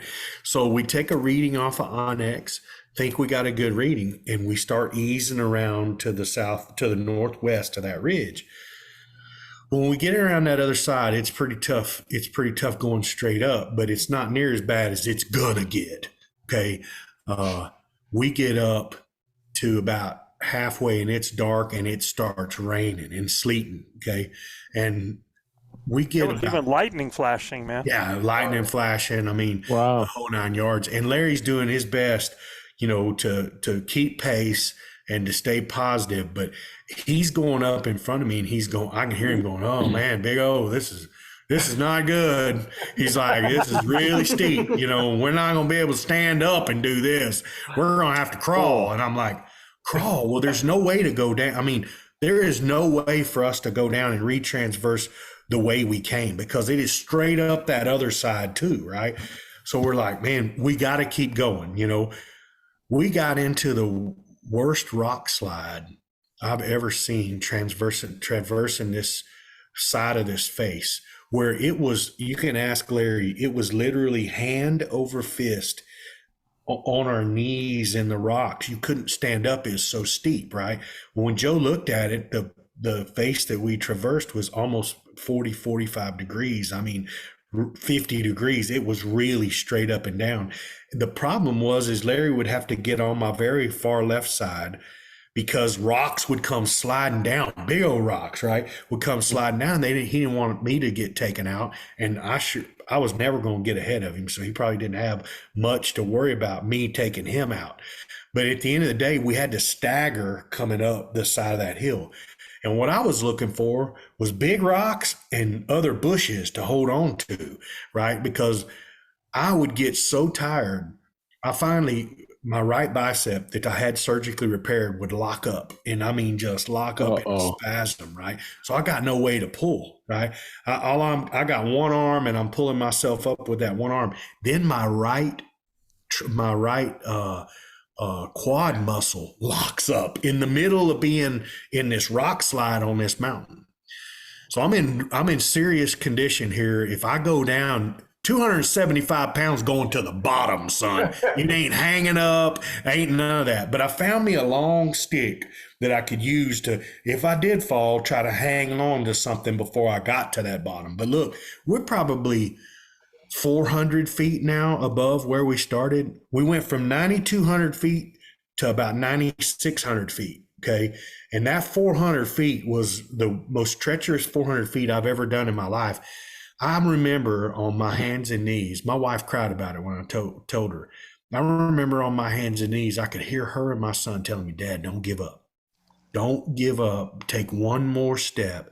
Rest. Take another step. Rest. And Larry was the voice of reason in that. Look, we're going to be okay. You know, just keep coming, Big O. Don't stop. So I told myself that there's no way that I'm dying here on this dadgum mountain. This is bullshit. That's exactly what I told myself. I said, you're going to have to man up, and you're going to have to get to, I thought if we got to the fire break road or the where they used it for water, the big ditch, I said, if we can get to that spot right there, we can take a left and it'll pinch us out on the road we drove up. I remember seeing that on Larry's Onyx. And it seemed like it took us 2 hours to go that 400 feet. I mean, it was brutal. Probably wouldn't have taken Larry that long if he wasn't so concerned for me, because I was locked up the whole time, right? So I would have to take about a 5 to 10 minute break and get that cramp out of my leg. Finally, I rolled my pack off. On the side of this hill, you're rolling your pack off to try and put your bow on the back of your pack. And my bow took a horrible ass whipping up and down that mountain. But I mean, it was what I had to do to get my hands going to help climb the rest of that mountain. So we put our bows on our backs, and started to finish the climb. And finally, Larry goes, it looks a lot better up here. You know, I'm like, oh, thank you, Jesus. I'm going to make another 4 or 5 feet, and hopefully things are going to get better. And it just never did seem like it was getting, and then, I mean, it starts raining even harder, and I'm going, Lord, what have I done for you to forsake me like this? You know, I mean, I've asked for some divine intervention, and I get rain and sleet and more wind. I'm like, you know, I just kept hearing my son say, don't give up, Dad, keep rolling, you know? So we kept rolling. And then Larry says, no, it really does look like it's going to get better right here. So we top out onto this little pinched out fire break, or what they called the big ditch, you know, they used for water back in the gold rush days. And we get on that sucker, and it's just ladled with blowdown, man. We're having to dive off in the ditch. We're having to go up and around it. You know, it ain't no damn way we're going down. Well, we're so give out and we're so tired. Mr. Larry gets a little disoriented about where we need to be. He thinking we got to go down, and Big O's going, hell no, we ain't going down. We're going up. That's the only way we can be. Big O don't like to lose elevation. Yeah, well, but I knew that we had parked at the top of this ridge, and there was no way we were going to fall off, right? So we had multiple poignant conversations about it. And look, I'm trying to be as respectful as I can and not be a real butthole about it. And because I like Mr. Larry a lot. I have a lot of respect for Mr. Gill. He's a fantastic guy. He's a good Christian man. He loves the Lord.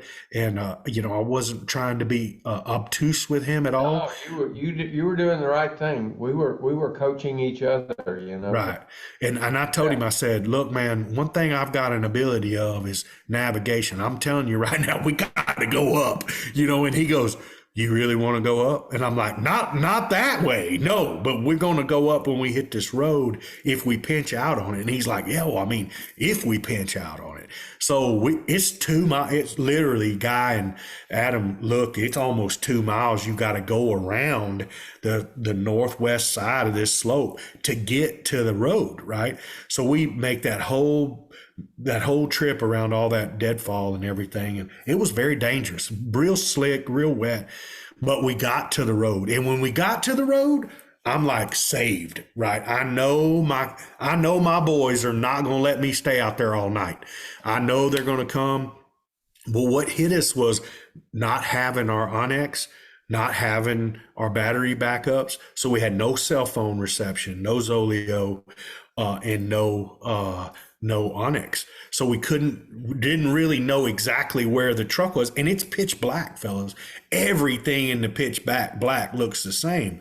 So I knew we needed to go up. And when we got to the road, Mr. Larry said, well, Big O, you got a feeling like we got to go up. So, and look, I had severely sprained my ankle on one of those trip and falls. I bet I fell down, I don't know, 15 times in the rocks. My legs are still beat up, so I'm beat up pretty bad, and I'm spent, and I got a cramp in my right quad. I've sprained my right ankle, and I'm like, man, I'm pretty beat up. He said, well, look, I'm going to go to the top. I feel okay. I'm going to go to the top. And I really didn't want to separate at that time, but I wasn't going to fight and argue with him either. So, I mean, he's a grown man. He's older than me. He's, at the end of the day, he said, I'm going to go get the truck up there. You wait right here.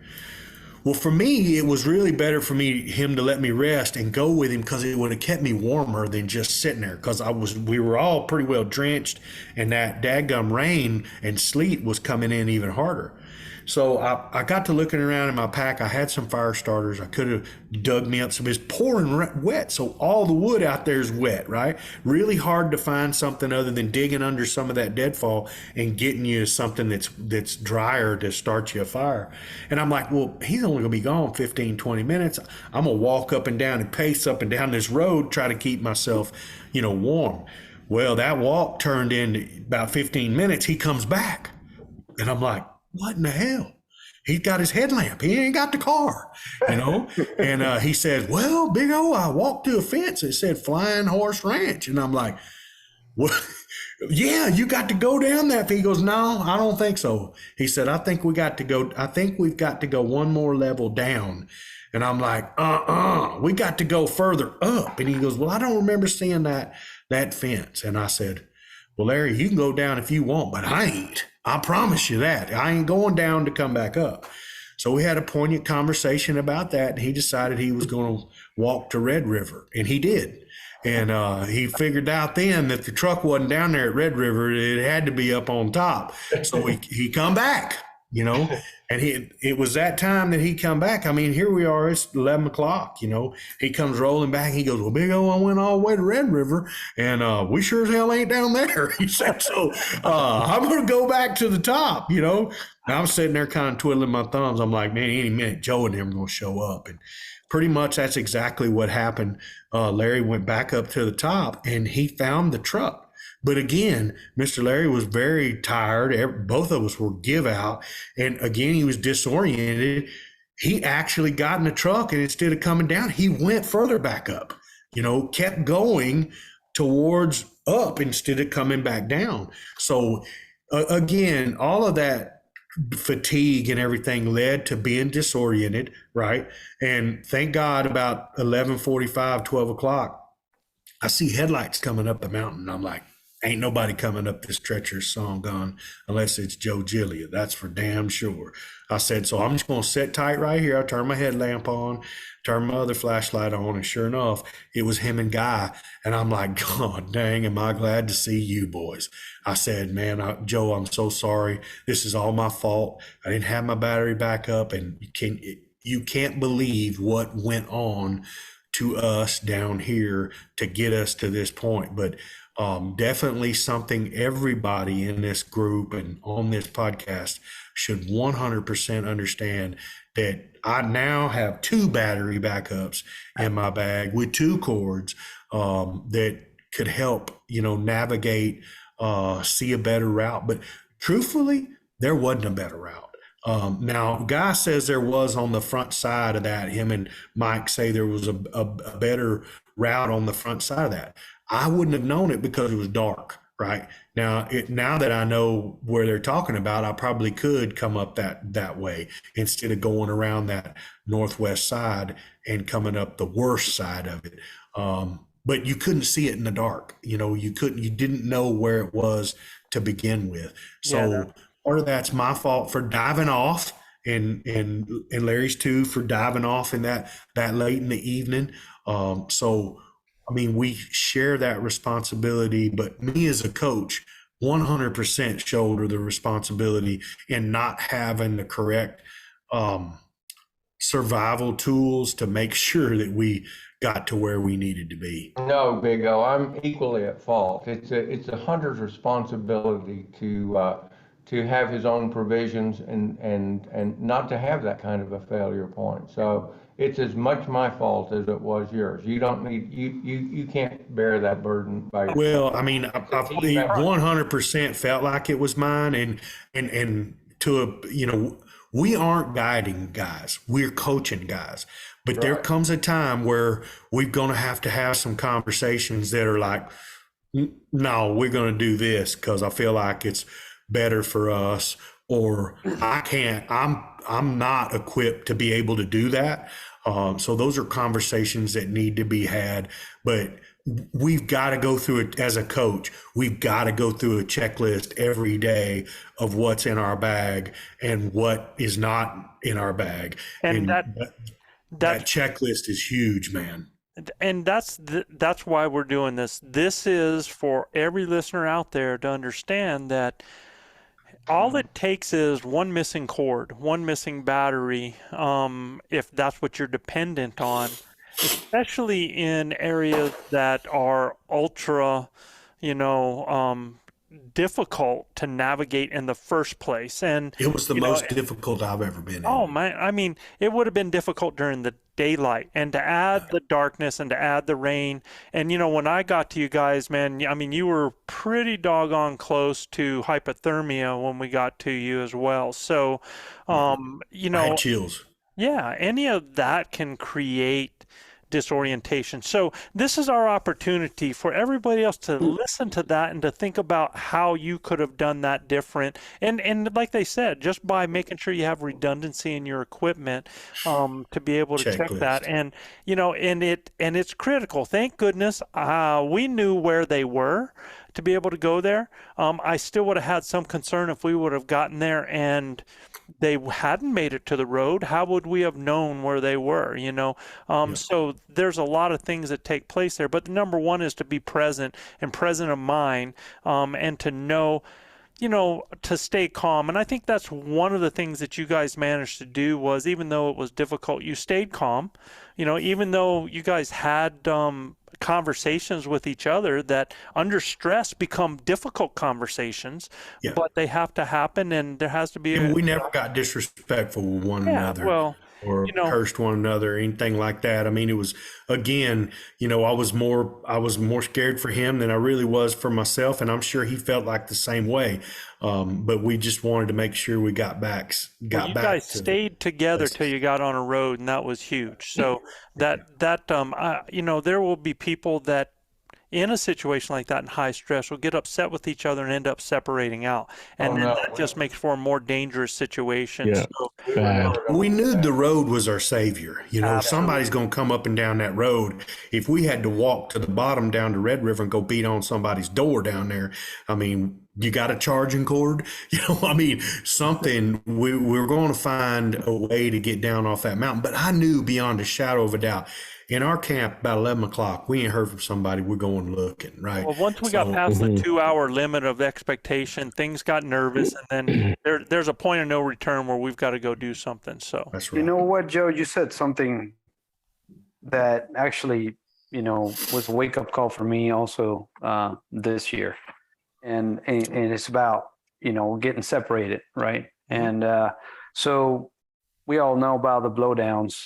Mm-hmm. And what we all went through with that, right? So Manano and I were on a hunt together, and man, we got through some horrible, horrible blowdowns. And Manano and I love to argue, right? That's in our nature. He wanted to go that way. I wanted to go this way. And, you know, we all knew where we wanted to end up. We all wanted to go straight up the mountain until we hit the road. And he had it in his mind, it was easier this way. I had it in my mind, it was easier this way. So blowdowns, every man on their own. We decided to kind of each take the path we thought it was easier. And it turns out when I got to the top, I was on the left-hand side going up the mountain. He was on the right-hand side going up the mountain. When I got to the top, I was expecting that he would be coming down the road from the right to the left. So I waited on the road thinking I had gotten there first. And I started eating my sandwich. Then I drank some water. Then I wouldn't hear anything. Then I was like, whoa, what is going on? So I threw a couple bugles to kind of let him know where I was at. I cow call, nothing. So then I started getting nervous. I put all my pack and everything and went back to the right to where he was supposed to be. Started doing more calls, more cow calls, got louder. Then started yelling his name and started getting really nervous. And, you know, the images in my head of things that could have possibly happened to him. And then how am I going to find him? If something really happened to him and he can't scream or yell or anything like that, how am I going to find him in those blowdowns? And so I got so worried. And then I walked back towards the bike. When I got to the bike, Manano was there. The bike. Yeah. I got mad at him. I was like, what the heck, man? He's like, well, it turns out as we went up the road, we kind of crossed. Mm-hmm. And he came out, you know, further to closer to the bike than I did. Right. And it was an aha moment for both of us, because we're like, man, you know, we both have Solio, but we both have Solio. We both have phones, but no signal. Yet something like that happens. If somebody's down, they have no means of communicating, and they're by themselves. How do you find that person, especially on those blowdowns? Yeah. So your point of not getting separated is so important. Yeah, as a tip, well, first of all, if your partner's your partners, that's the way it should be. You know, if you're going to hunt solo, you say we're going to have a meeting point and we're going to be at this time at this place. I mean, you got to do things to take care of each other. And with the Zolio, if you do end up in a situation, yes, you can't send a message with your phone, but you can copy coordinates and you can send them through the Zolio so that somebody can, you know, be able to locate you. So that's an option there as far as that. So those are just some safety things. So let's brighten this up a little bit. Let's take this back over here. We all got better. I want to ask, and we're going to start now, Tom. First of all, Tom, well, we have not gotten to another success story, man. So let's brighten this thing up a little bit. Tell us about your adventure with one Big O. Big O. Thank God we didn't have to crawl any mountains, Joe. Let me just start with, this is my 7th archery hunt and still no elk on the ground. So the start of this camp was my 7th archery hunt, and got to go out with Joe, and then we switched it up, which is great. Got to be with Big O. What an entertainer, coach he is. I mean, can't say enough about him. Thank you, brother. So we're out there sitting in the pouring rain, just like everyone else. I mean, and it's pouring, and we're just casting calls out, just practicing my cow calls, and all of a sudden I spot one coming out in open, and Big O, he says, let's get him in closer, because we had everything ranged. It was an open field. He boogered off, but 15 minutes later, Big O calls him back in, and he boogers again, and he was able to call him back a third time. And of called him in, did a little light chuckle, and he was on my right shoulder, not too far off, and coached me along. He says, just be patient, wait your turn, and take your time. And things were real clear when I pulled back. And I was just thinking about one of our sessions with Guy, how he says, you pull back, you drop in that anchor spot, everything comes together, and it's just, second nature at that point. And put the old bead on that booger and let it fly. And Money. as you guys call it, 2 holes, baby, 2 holes. Yeah. So, and just the bear hug celebration I got from him, I'll never forget that, brother. The feeling and excitement of that is just unreal. I've waited many years for this. I tell you, he was as cool as the other side of the pillow, brother. I mean, it was a real stressful situation because that bull knew something was up, and he tried to leave 2 or 3 times, and he wanted to be in the set. I mean, he really did. And when we got him pulled in there, I told you, when you draw, I'm gonna cow call. I said, when you draw, I'll cow call. And I just kept watching for the draw. And the bull kind of danced around a little bit, and he came back. I had a little small chuckle. He came back and was probably inside the 40-yard mark when you decided to draw. And then he kind of boogered a little bit. And we flattened him out. And when he flattened out, I'm like, oh, this is it. And he sent it, and it crushed that bull, dude. It hit him, and he took off running, and the bull was dead. Yeah, there it is right there, guys. Y'all can see it on our YouTube channel. There it is. That bull died in less than 22 seconds. Absolutely graveyard dead in less than 22 seconds. Watched him fall, heard him fall, and when he fell, and I knew what that was, man, I dogpiled Tom, man. Just grabbed a hold of him and picked him up off the ground and bear hugged him. I'm like, dude, what an unbelievable set. Pouring down rain, the whole 9 yards. And I just told him that day when we got set up in there, I said, look, man, I've been many days like this, and I've called a lot of bulls in, just calling and letting it marinate, not getting too aggressive, and just casting a few calls out and letting, getting something back. I've called a lot of bulls in doing that for guys muzzleloader hunting and archery as well. And I just told him, I said, if there's anything around here, it's going to want to come find the party. So we put on a little cow party, a little bull in with that. And that spike, he wanted to be part of the gang, and the rest, this guy finishes like none other. When he got to full draw, he didn't tarry long, had it right where he needed it, sent it in the right spot. Didn't need much of a tracking job because he was right there in front of us. But the arrows that Mr. Luis Gonzalez, the leader of the Venezuelan Mafia, built, performed flawlessly. Yes. So it was much celebration going on. I think I'm about hyperventilated. We did a little hero session, and immediately I'm texting the WhatsApp, bull down, Tom, T-Money Roth gets it done. We FaceTimed. Yeah, we FaceTimed Luis. That's right. FaceTimed him, FaceTimed his son, FaceTimed his wife. The whole 9 yards, got it all out on the mountain. I was so emotional. Thank you for doing that, by the way. It meant a lot to me, guys. I felt like I was there with y'all.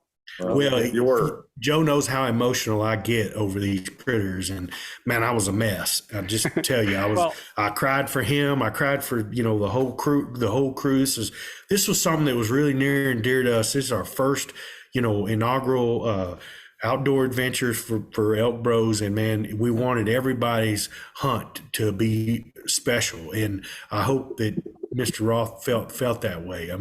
He did exactly what he was supposed to do. I was over his shoulder the whole time. I'm sure several times he was like, shut up, big old, I got it, because I'm telling him, easy, don't move, be easy, be easy, don't move, because that bull he's like laser eye looking for us, So it was a lot of fun to be part of. Mr. Roth is a consummate gentleman, and a unbelievable guy to have in camp. And I'm so glad that we could be part of his first bull that he took, and I asked him on the way in, I said, all right, brother Tom, so what are we we a 6x6 or bust tonight or what? He goes, no, bro. He goes, big O, if it's brown, it's down. I said, all right, brother. I said, that's the kind of stuff I like to hear, man. So we knew he wasn't going to be passing. So, and there's two things from that, man, is that, all of these guys, every day they had to make a decision on where they were going. They had to talk about, when they had a coach with them, what they wanted us to do with them. So this is their decision-making process. And in that, I know that Tom really got a huge monkey off the back, because I heard him so many times, when he was with me talking about the misses, and he's had multiple misses and multiple opportunities. So it was really cool to see him get the monkey off the back like that. And, and he was telling me he wished Mike was the one that had gotten that. I mean, I remember Larry saying that as well, that they were like, man, we want Mike to score out here. It was really cool to see the camaraderie between them as well. And I also want to give a tip off to Travis there as well, because Travis was texting us, and we were seeing things that were going on with him, and he's like, it's so funny. He's in Alberta, Canada, but it was so similar to every situation that we were going through there. And he's like, dude, man, he says, I'm bringing him just with that little soft chuckle.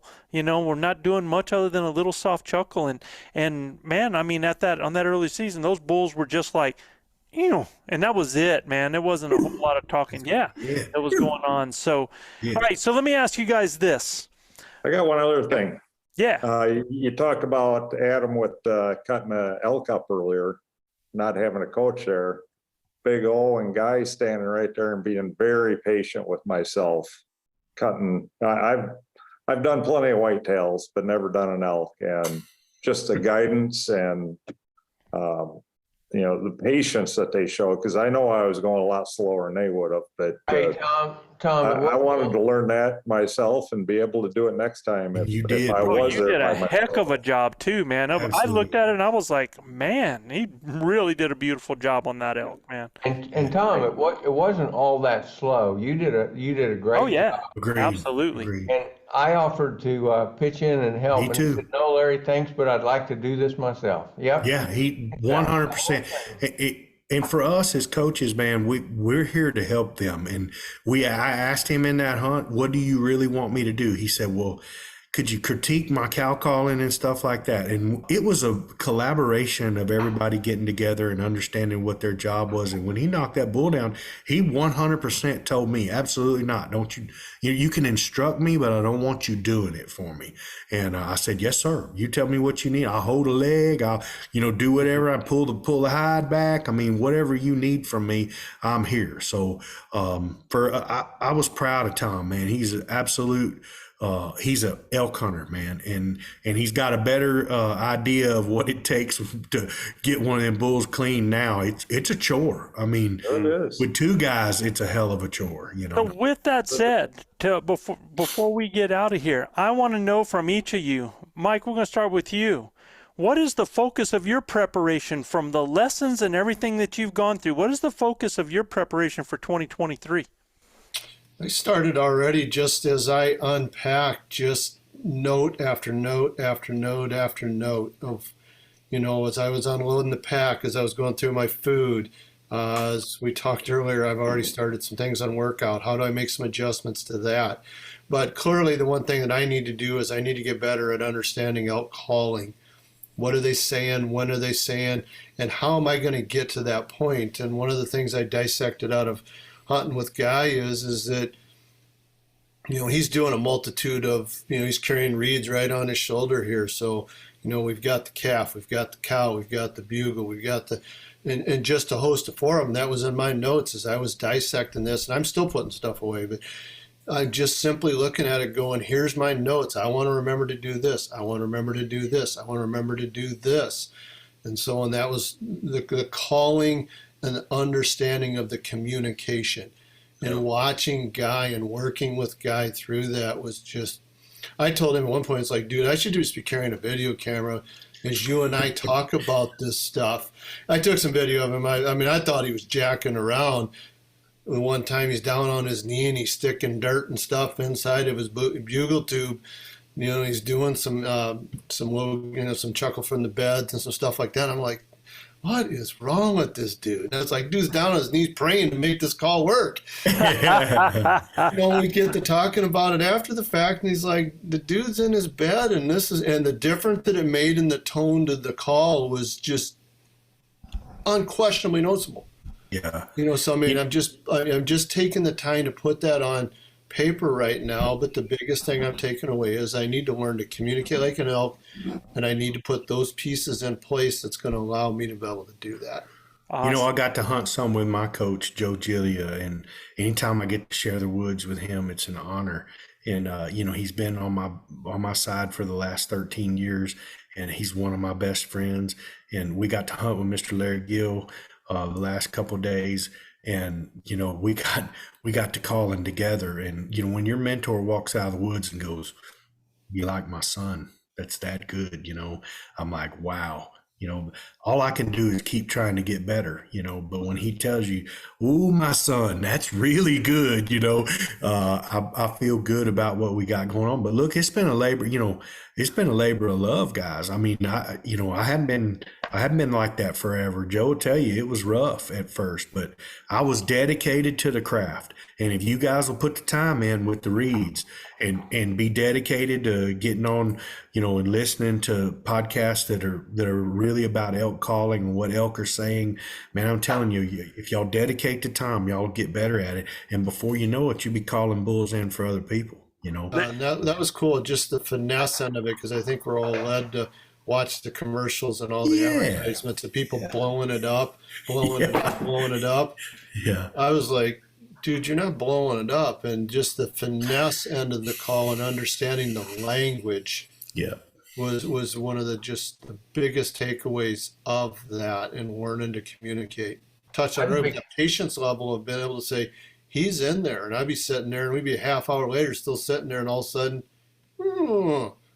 told you, he's still sitting down there. I'm like, I'd have been gone 15 minutes ago if I was by myself. Yeah, absolutely. But yet the expertise level that we were able to observe and work with and learn off of in the field as those things were transaction was just, once again, off the charts.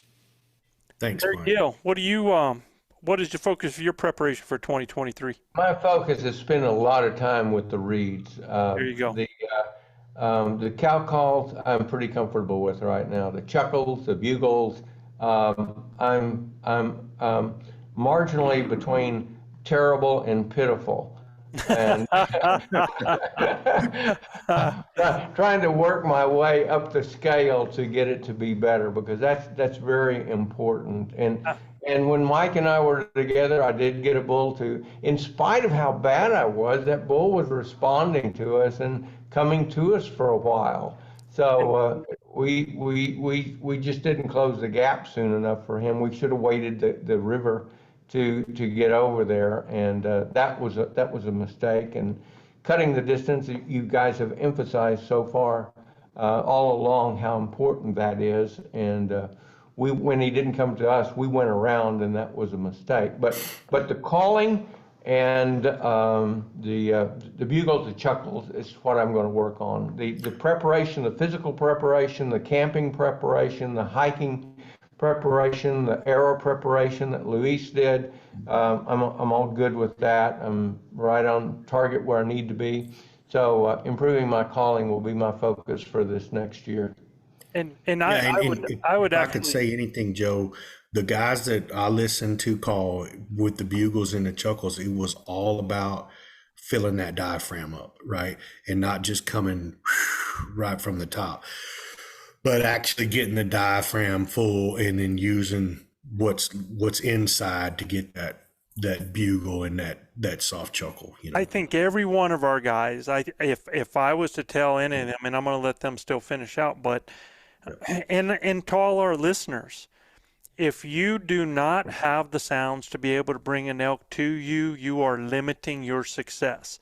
The biggest difference between my success and most other people's success is my ability to talk to the animals. I'm just telling you that. And you got to spend a lot of time with the reeds. I can take a reed and I can sound like a doggone whooping crane, a turkey, a coyote, you know, I mean, make all kind, because you just get used to working with that and reproducing sounds. And that is critical. It is ultra critical, and understanding that language of where to go. So Tom, what is the focus of your preparation for 2023? Well, it's pretty much the same the other guys are talking, physical, learning to read a little better in the language. And one thing I picked up was look at the lay of the land a little better than what I normally am, you know, and go back to the areas we hunted and the signs we saw and go, all right, I got to find more areas just like this. And there's a lot more areas out there that are huntable, and not just look at it and go, oh, that's too steep, I'm not going up there, because you got to go after them. That's where they're at. Bingo. Adam Messner. Yeah. I want to just keep fostering my passion for this sport. You know, I feel like I found some kindred spirits in the ElkBros camp and the ElkBros crew. You know, my connection to elk and elk hunting has always felt very personal, and it's always felt very unique. But I come across you guys, spiritual brother. Every single person here is equally passionate, like I am, about this wonderful sport that we all hold so dear to our hearts. So I'm just so excited to keep connected to the ElkBros and keep connected to this sport. And on top of that, I'm going to work on my fitness. I'm going to work on my calling. I'm going to work on my gear. I'm going to work on my climbing. I'm going to work on my pack. I'm going to work on my decoy game. I'm going to work on my shooting. Just as a few things. So coaches, I'm going to give you guys had a chance to hear these guys going. Just one last message or tip or anything that you want to leave for them. Chav, I'm going to let you start first, man. I think all of you kind of hit the nail on the head. You know, that calling is so important, you know, spend a lot of time with it. You know, when you're, you know, if you drive to work, you know, take a reed with you. And, you know, I know Travis did a really good job with that new call, and I don't know if it's even out to the general public other than us, but, you know, get that one and give it a go. But as far as conditioning, you know, you guys came in camp in really good shape. The only thing I would change would do, actually I have a hurdle workout that I think would help, but because of all the blowdowns, you know, trail leg workout and going actually under a hurdle, because sometimes you were going under the logs, over the big logs, you know. So I think Joe has a plan to have a video from each coach talking about the different aspects, and I would put that in the video and show you guys. Okay. But you guys did an awesome job coming to camp in really good shape. I'm really proud of each one of you guys. RC. Well, I just was proud of them because they were hungry when they came in. We didn't spoil our supper. I'm hungry for some of that apple. I was like, you guys, boy, they ain't gonna be very hungry, but yeah, you were still hungry. That's good. I could go for some of that cowboy cobbler right now. Ooh, baby. Look, y'all know RC's really. I'm close to RC, and he's one of my best friends, and I love him to death. And he took care of me this whole time. I worked through some problems with my truck. I blew the radiator up in it. I blew the flange clutch up in it. So it took him 2 weeks to get me back going, but RC took care of me, let me take his own personal vehicle back home so I could work a little bit. And I love him. So having him in camp is just another voice of reason.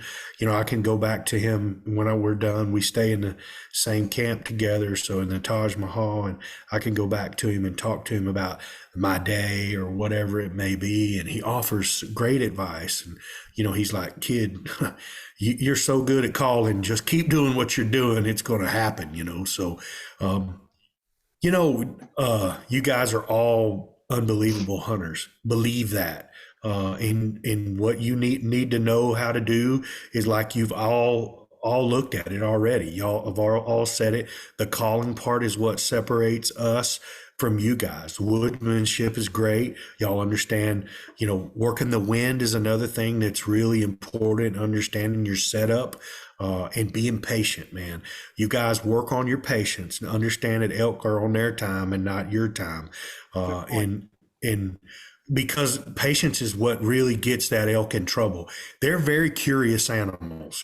And when they come in, curiosity kills the cat, but you got to allow them to get in there without you boogering the situation. And a lot of times we'll get impatient and we'll booger something. But I thought you guys were very patient with us as coaches. And I thought all of you possessed great woodsmanship. God did a great job with you guys effectively increasing your killing ranges. But one thing I wanted to ask Tom is, do you think the difference in you killing an elk this time versus shooting at an elk was because you knew the distance? Yes, sir. By all means. So 100%, if anybody takes anything away from this, it is so crucial for you guys to know your distance to finish. Yeah, we got to draw our bow back to get it started, but you have got to know your distance to finish, right? If you don't, you're just really shooting blanks out there and hoping and wishing. I missed an elk this year because I was uncertain of the distance. Yeah. God did that, bro. God. God to push that arrow. So you believe in luck then, huh? Yeah. Oh, God. Yeah, we believe in God. Tom, how long did we stay video or ranging everything in that meadow? I mean, we ranged it for a good 15 to 20 minutes. So you knew beyond a shadow of a doubt, whenever that bull stepped into that spot, where he was going to be, right? Exactly. Yeah. It's so important, guys. If I had anything to tell y'all, to be able to finish, you got to know your distance, right? And your equipment, man. Make sure you shoot your bow when you have a really tough hunt, and you beat your bow around. Make sure you shoot it the day before you go out or the night before you go out. It's super important. But I enjoyed this. I'm sad that I don't get to wake up to those mountains every day. That's for sure. It's part of my soul that I like being up there amongst it with those critters and calling them and being around you guys. So thank y'all so much for letting me be part of your journeys. And we thank y'all so much. And God bless each and every one of you. My phone rings 24/7. And if I can help you with anything, please let me know. Travis. Everything that Gil was saying there, 100%. And like, we're all here for you guys, no matter what. It doesn't end here. If you got to make a phone call, you want to work on your calls. Look, even me, I get rusty when we're not calling through December, January, February, March. Just keep doing it. Just do a little bit every day or every other day. If I go for a week and I don't call, even I get rusty. And it's like, oh, I'll make a sound. I'll go, what was that? So don't be scared to call all year round. And just by this time next year, you guys will be just singing like songbirds out there. That's all I can say. It's, just keep at it. Learn what the animals, you guys seen how they walk by now and what their emotion levels are and how they move. And like Gil was saying, just be patient with them, give them time. That's my whole thing when I'm out there with my guys. It's, if I think I'm moving slow enough, back it that much slower down, go way slower. So, and I just keep telling guys that, and really try to get into that scenario calling stuff like the boys are doing, the cow parties and the breeding sequences and advertising sequences. That's what's going to turn it around 100% for you guys. I mean, if you guys need any help with that, any one of the pros can help you with all that stuff as well. And that's what we're here for. So just use and abuse us all you want. Use and abuse Travis. Luis. Yeah, man. Beto, I've known you for 14 years, and today was the first day I heard colder than the other side of the pillow. I don't know where you get these things from, but but no, listen, look, the reason why I'm a bit moved. Than the other side of the pillow. Yeah, cooler. Yeah. The reason I'm a bit moved with this podcast today is because I didn't get to meet you guys personally, right? And I regret that in a way. I got to deal with you guys over the phone, just a couple sessions, and you guys are incredible people. Again, to reiterate what was said at the beginning, probably the best crew to start this adventure with, and so it's been an honor to have met you even over the phone, and I wish I was there every minute with you guys during y'all's hunt. The arrows thing, arrows are just arrows. I'm passionate about them because that was a huge failure point that I had, and it kind of took me, my journey in elk hunting took me down that road. And so when I hear you guys talking about what you guys are working on, I want to add to all of that by saying, for me, it has been a spiritual road. When I started bow hunting 7 years ago, I was spiritually and mentally and health-wise in a different spot. And I can guarantee you I'm in a much better spot today.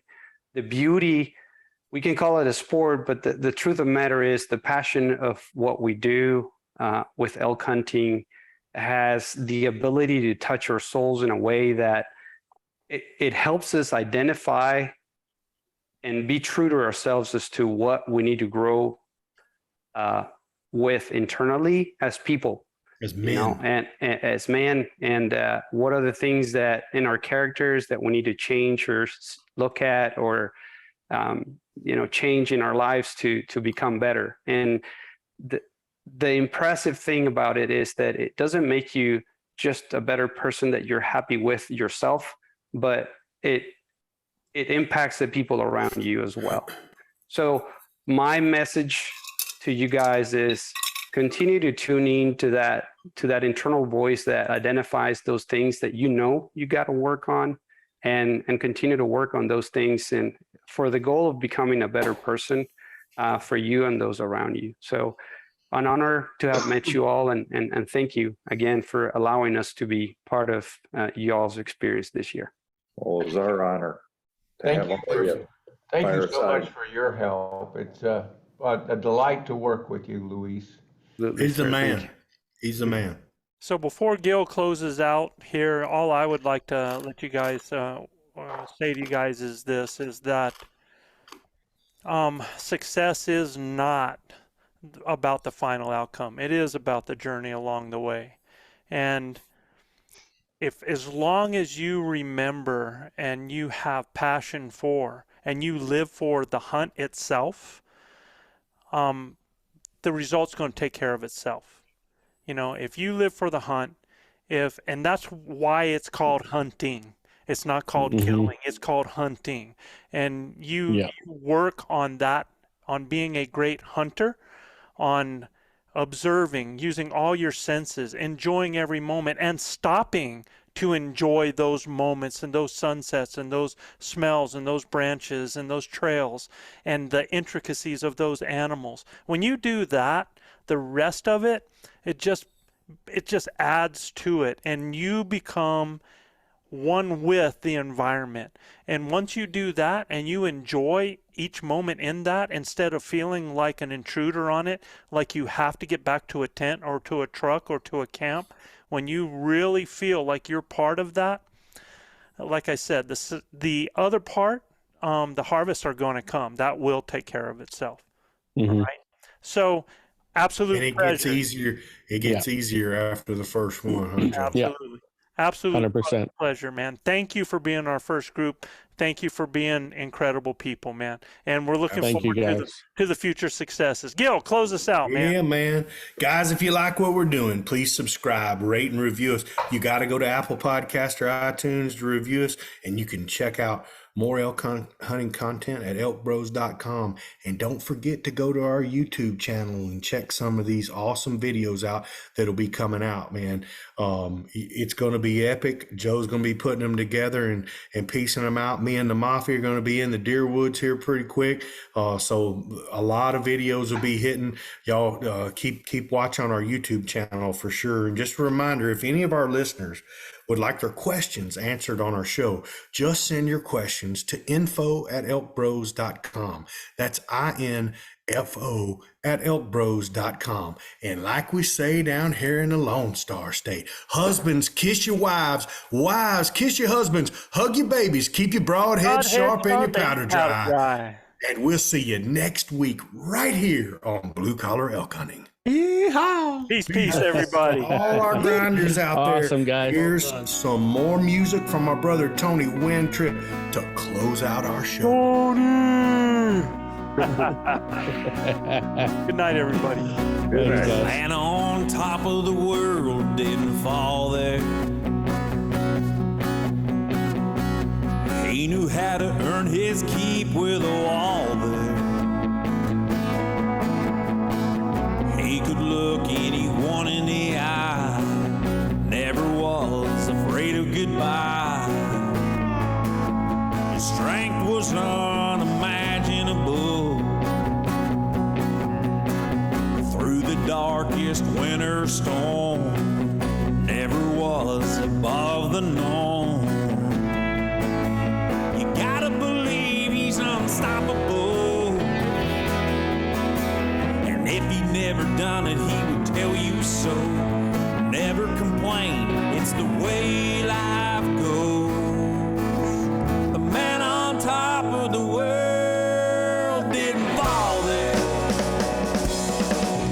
You can see his veins through his t-shirt, determination on his face.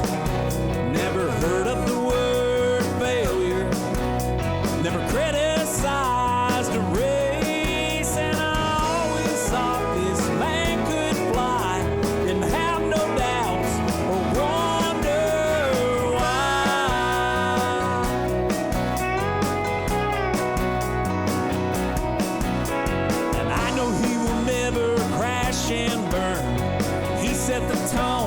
That's how I learned. The man on top of the world didn't fall there.